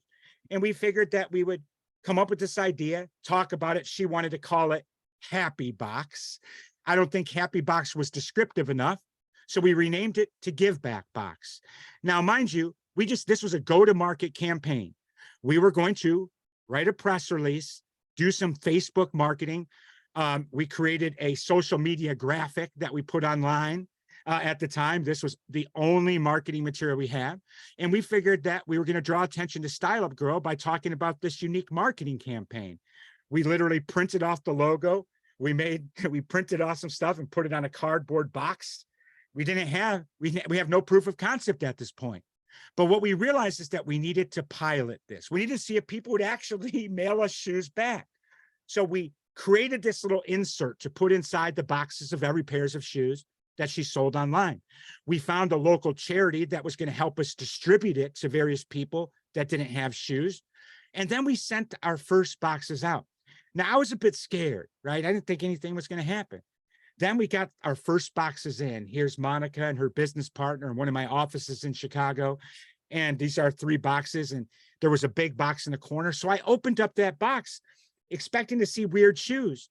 And here's the exact contents that were in this first box. And you notice there's a pair of children's shoes, but there was clothes in there. There was a graphing calculator. There was school supplies. You see, our customers kind of took our idea and just did what they wanted because they thought that this is amazing. Let's use these old boxes from products we buy online to actually take items we don't need that we can donate to charity and send them back. And it was so popular that we got in the news in Chicago. Give Back Box changes lives for hundreds of people during this holiday season. Well, that was enough to get the attention of a couple large brands.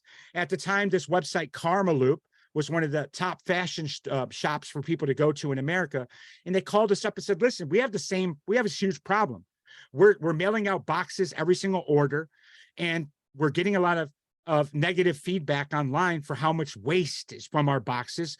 And we don't know how we're going to handle this. So we figured the best way to solve it is by actually finding a way for our customers to do something with their boxes.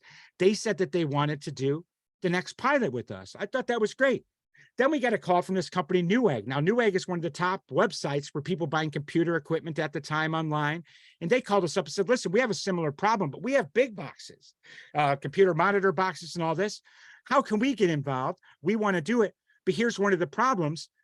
We have customers all over the world. So how are we going to actually make sure we can't send all the items to Chicago to a single charity? There are people that have problems outside of Chicago. So we knew that we had to find a charity that would actually partner up with us. And we came across Goodwill. Goodwill is one of the largest charities in the country, and they focus on taking used items and giving people that are starting their lives over the opportunity to have retail jobs selling things. And they said, we would love to do a pilot. So then we did our first pilot with these brands, and it was wildly successful. It was all over the news, so much so that we got a call from Amazon. And I know Monica's original goal was to just sell her shoes on Amazon. Instead, Amazon came to us and said, listen, we would like to make Give Back Box our holiday promotion for Amazon. We want to make it the ability that we're going to market it to everybody that sells on Amazon as an opportunity for them to give back this holiday season. Now, to get that call was so unexpected. Again, this was just a go-to-market campaign to help launch her shoe store. And now Amazon wants to take our marketing campaign and make it their give back model during the holidays. Now, this got so big that Monica in Give Back Box was featured in the Goodwill distribution centers around the country, all around the world eventually. She was featured in NASDAQ. She was featured on all major news. And ultimately, Give Back Box became her brand. She closed down Style Up Girl and said that she wanted to solve this problem that she identified that even places like Amazon had, and that's turning something like those old cardboard boxes from items they sent into something that matters. Now I'm happy to report nothing, we can have all the pictures in the world, but here's some actual numbers and outcomes. We've shipped over 1 million give back boxes, 1 million. We're probably closer to 2 million now. During the pandemic, Lego, the small toy company, decided that they had this campaign where they wanted people to mail in their old logo or Legos, and they were going to give them to children's shelters and stuff for people that have never had the ability to do Legos.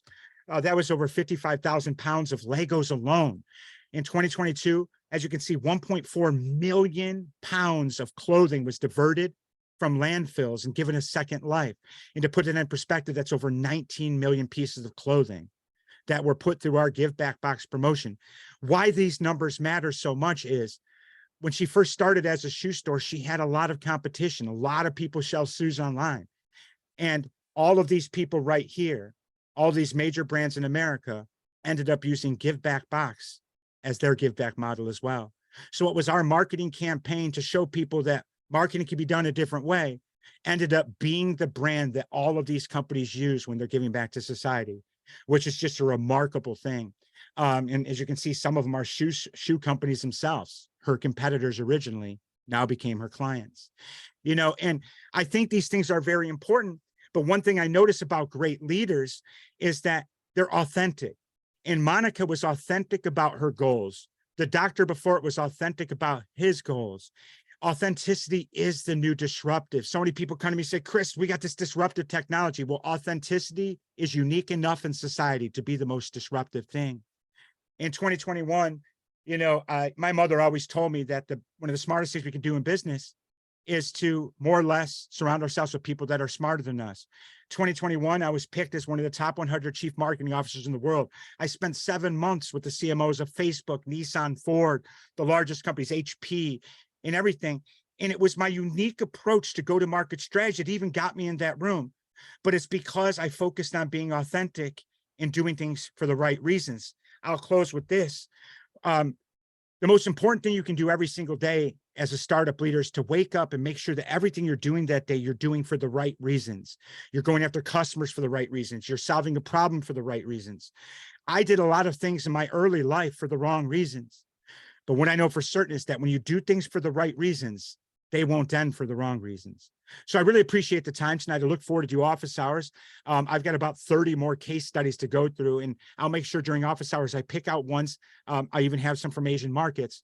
But I think it's important to realize how important and how easy it is for you to create stories. And sometimes that's easier than trying to tell a story that you're not comfortable with. I'm going to help you get there. Thank you for the time, everyone. Wow. Thank you so much. That is absolutely breathtaking. Like, I'm not a startup, but now I want to book an office hour for sure. I'm all about it. I'm all about it. I mean, I need this. Like, it will be amazing if we can meet Chris. Like, you're amazing. All right. Really, I love the thing that how collaborative with the other brands, that the last case study that just blew me away. That's what I meant earlier when I said, to change the world, to make an impact. Even your competitors are in the same industry as you, right? So your competitors often have sometimes the same goals that you do, but getting them on board and working with you and creating initiative around it. How can our nurse app help more people change the world, help more people live better lives?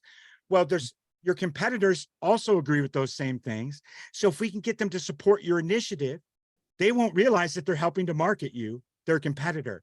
And that's something I did with our clients by just creating the right stories, my friend.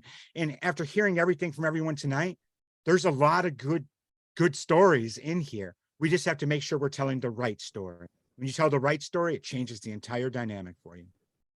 Amazing. Yeah. Thank you so much, Chris. Really appreciate it. No problem.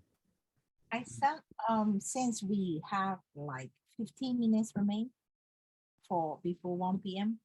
So yeah, stage is here. Guys, if you have questions, drop in the chat. So we utilize the chat very well.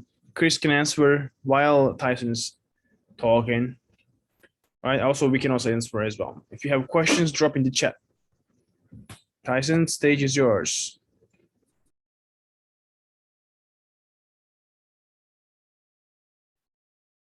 Tyson, I think you're muted. Yeah.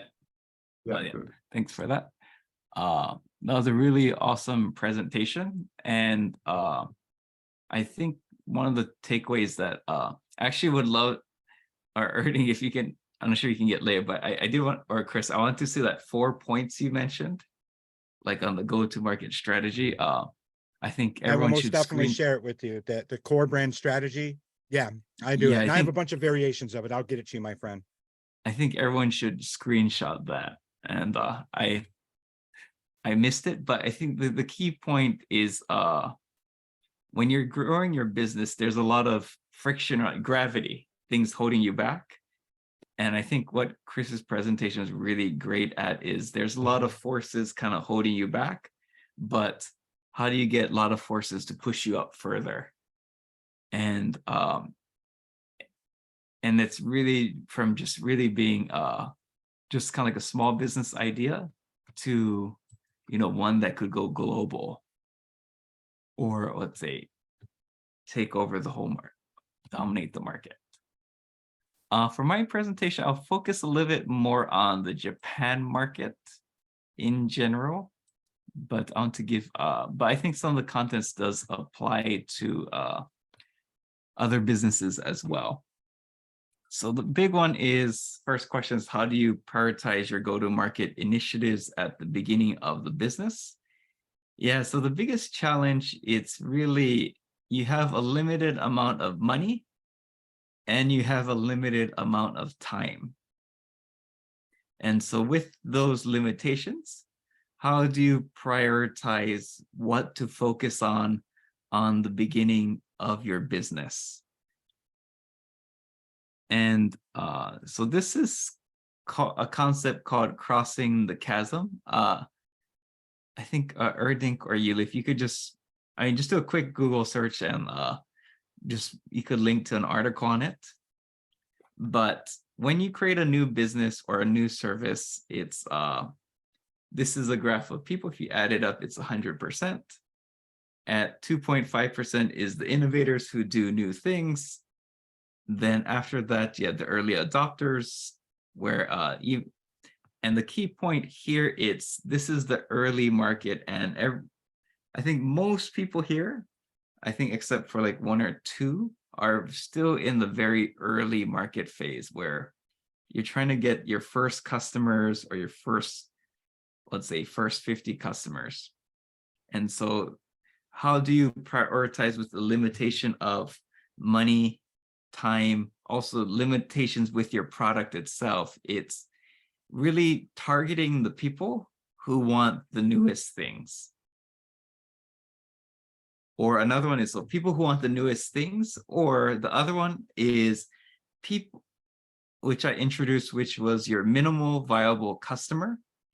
And your minimal viable customer is someone who will purchase your minimum feature set.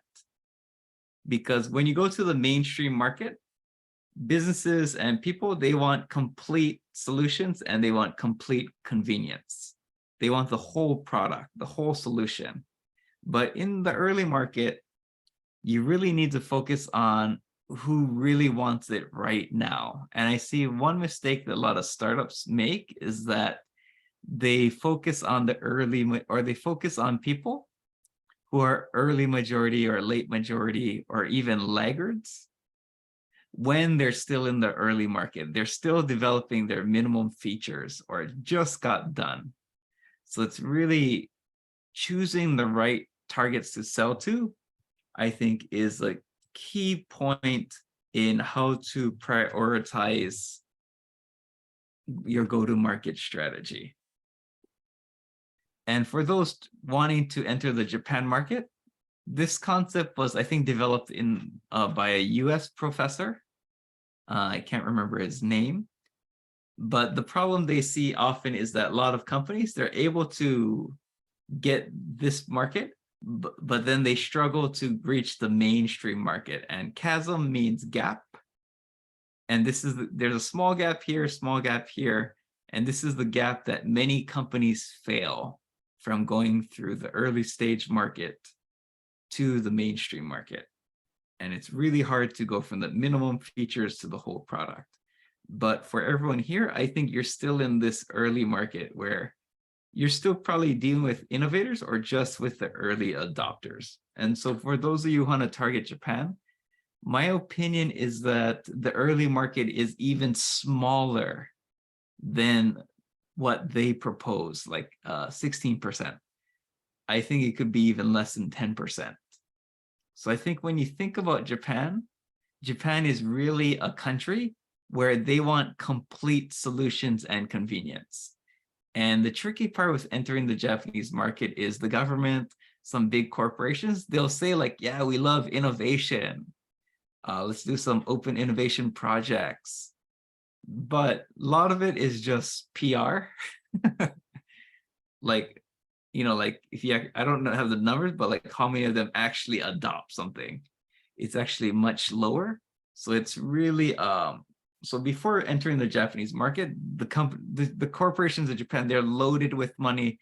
They have so much money, they don't know what to do with it. And in some cases, they're losing money to inflation, but this number is smaller. So before entering the US market or the Japanese market, you really got to be sure that you have your minimal viable customer, where the customer's pain point is so great, they will buy your MVP.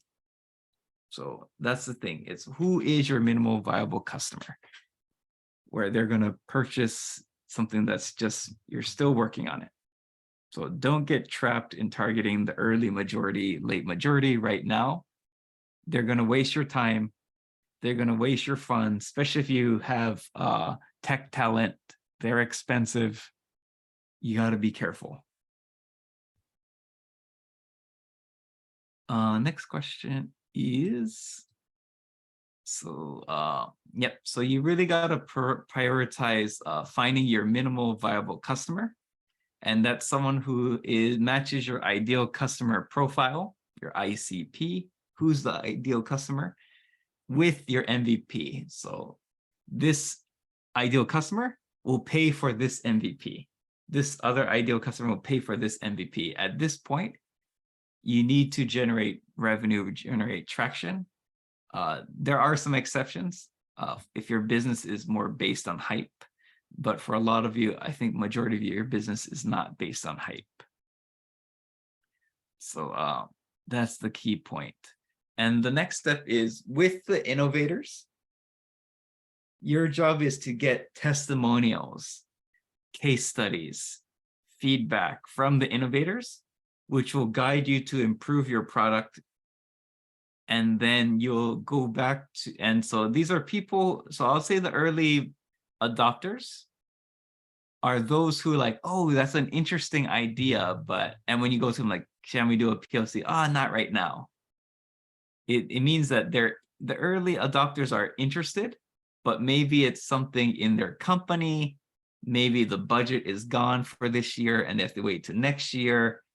They usually have some reason why they can't use your program right now, even though they're very interested. Or maybe they have to pass some security tests.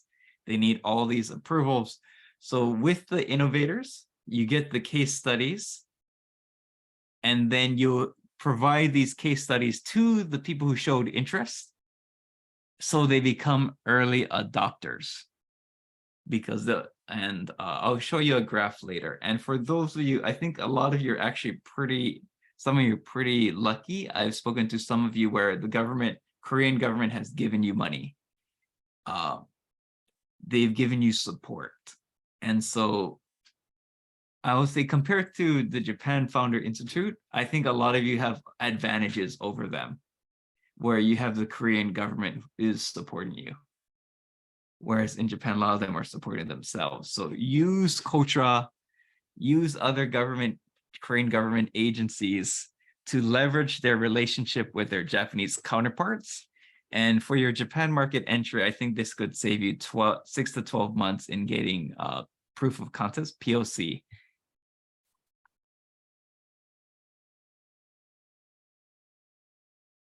How do you verify? Yeah. So with the pricing, it's one is it's sometimes hard to get this data, but it's really finding out. So for the POC, I mean I have to clarify. The ideal POC customer, proof of concept customer, is. Ooh, this is a big presentation, but it needs to be someone who has a clear goal for the POC project. And what I mean by that is if you prove this point, they're going to become your customer.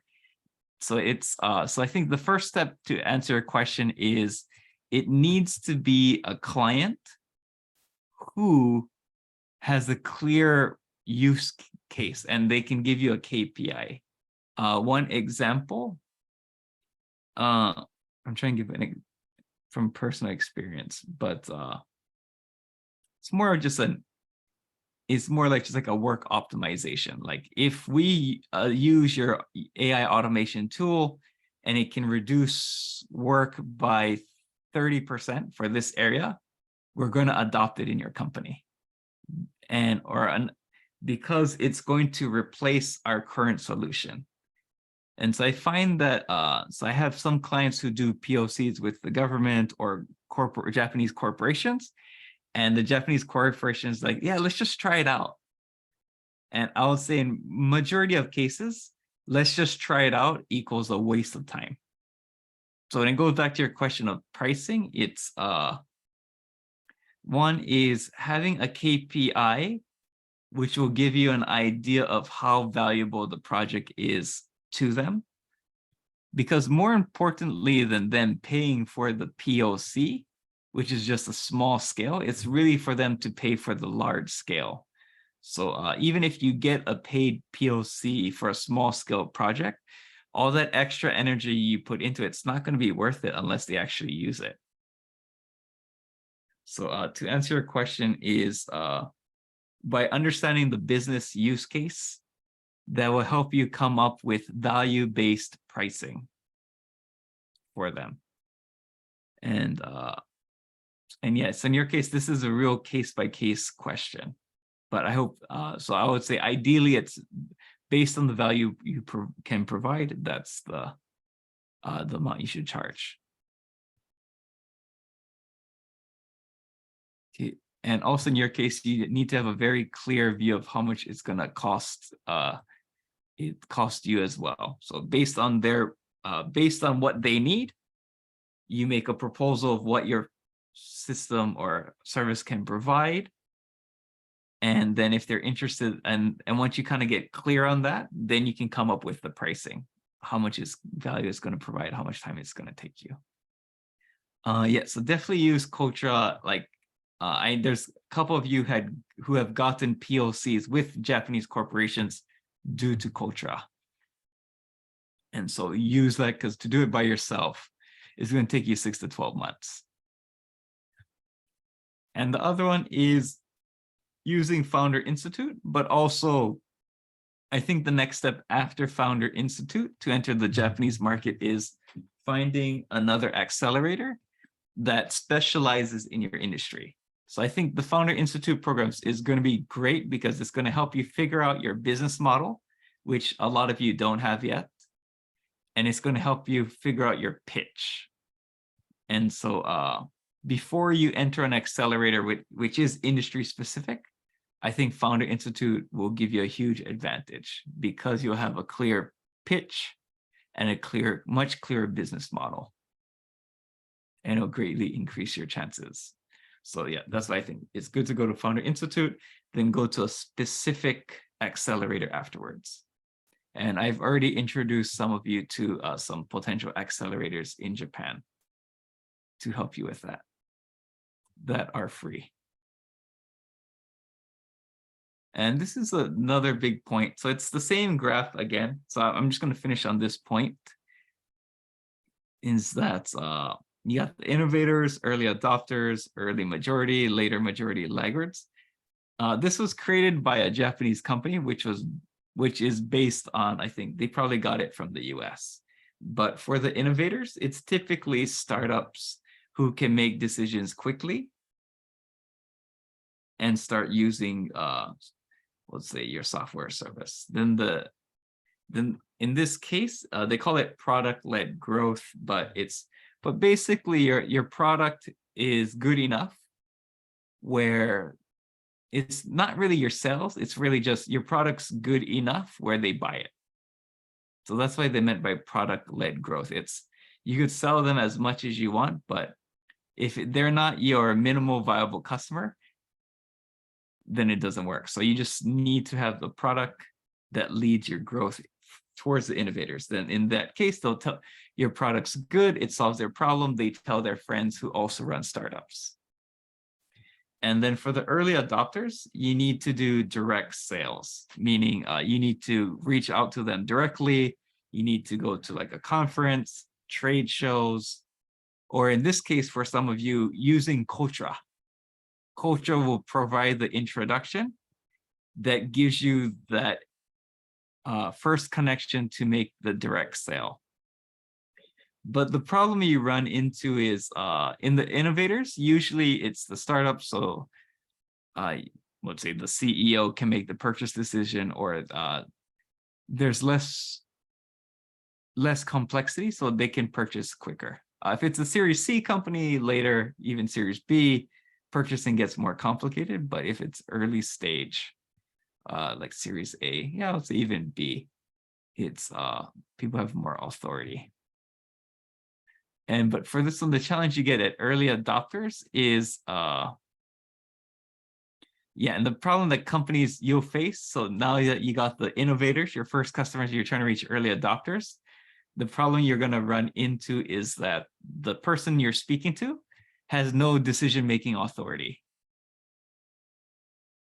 So you meet someone at a conference, trade show, startup event, they're like, oh, that's an interesting idea, but they have no authority there. Or you meet someone from the government too, they have no power, no authority, they can't sell it inside.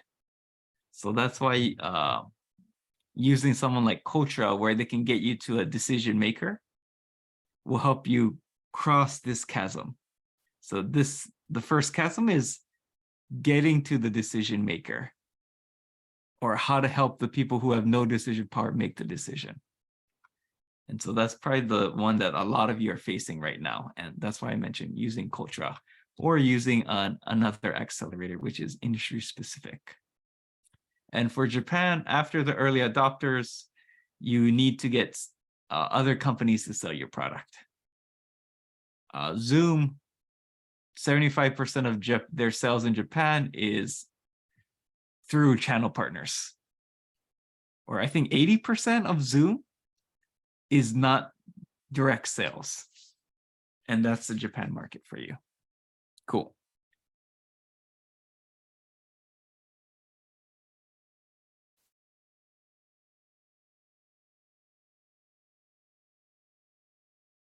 Yeah, so thank you, everyone. And I want to give you a specific case for Japan. The main reason is Japan has probably more money than they know what to, they have more money than they know how to use, but they want, despite what they say, they want complete products. So unless your product really fulfills their minimal, unless it really fulfills a pain point, which I think for some of you do actually, like I think Jungduk's case and possibly Ken as well, I think yours might fulfill a need that's really, really hard. But for other cases, maybe it's good to succeed in another market, then come back to Japan. So I think in DK's case, it might be better to target the US market, generate revenue, then go for the Japan market, because the Japan market takes, they say it takes 2 to 3 years longer than other markets. But once you get sales in Japan, you're pretty much locked for life. So like many companies fail, but those who succeed, they succeed extremely well. And that's the Japan market. So I want to communicate that Japan market is great. I love it, but you have to make sure it's the right fit, and try to not get distracted too much by how rich Japan is. By the way, you're not sharing your screen anymore, Tyson. You Yeah, just it's Google. Well, technically he is. It's just a Google screen marketing an American company. So thank you, Tyson. but yeah, so it's time. So yes, I think that's the main thing for my go-to market. It's rather than telling you the how to do it, I think the bigger question is yes or no for Japan right now versus later. Want to add a quick note on that? I mean, as an early stage startup 3 years ago, we tried to get to Japan. It was a mistake in my case, to be honest. But we learned that. I mean, at least it teaches a very hard lesson, so it makes us more stronger and learn from our mistakes. Now we're fully targeting the global. But still, since we're like physically here, normally people come in and I mean we're partnering with the Japanese for sure. But it was good for bootstrapping. So we did a lot of consulting. So The I thing I Japan can is say good though for to both your bootstrap. points is perhaps doing a joint initiative with a Japanese company, going for something that they care about and helping support it may be a pathway in to faster market adoption. Because he's 100% right. I can bring 15 of the best politicians in America into a room of Japanese investors and they're all going to get thrown out. So you cannot cheat your way into Japan. You have to go through it the right way. But I think there's definitely some legs to initiatives, joint marketing campaigns and stuff with pre-existing brands in Japan. But Tyson, your presentation was on point. I really appreciate every bit of knowledge you shared in that. And you guys are lucky you have KOTRA and the Korean government. Yeah, guys, we already have time over 7 minutes than 1 p.m. that we're supposed to do this session. to be honest, I don't want to finish. Like I can talk both of you, like Chris and Tyson and the entire room. I want to be in Entire here. day. Like literally, no eating, no sleep. Just want to continue. I eat, bro. I am American. You know what I'm saying? Chris and Tyson, please open the office hour. It's really going to be amazing for our founders. Yeah, for some founders who is lacking English, we will also accompany the Korean English speaking our as well. And actually for August, I maxed out already, everyone. I think but if you want to book for September. Okay. Yeah, I'm going to create Korean specific office hours because being a global entrepreneur in residence, I can put one in right now and it'll be gone 2 seconds later because I'm involved in all these programs. So I'm going to create specific ones and to also get a special link that'll allow you to book with Russell, my business partner, and I, just to make it easier for everyone as well. Okay, that's better. That's thing said. Thank you so much. Yeah, thank you so much. So let's wrap up. Thank you so much, Chris. And then the Giovanni from the other side of the world and Tyson from the Japan. It is really great session. I hope Quick selfie before forgetting. We will bring the people from the other things. Quick one. Come on, guys. Okay, this. Sorry. Okay, bye. Thank you so much. All right. Thank you so much, Chris, Tyson, and everybody. See you Thanks, guys. everyone. Thanks, Tyson. Great being with you on this one, buddy. Likewise. See you guys. Thank you, Chris. Bye-bye.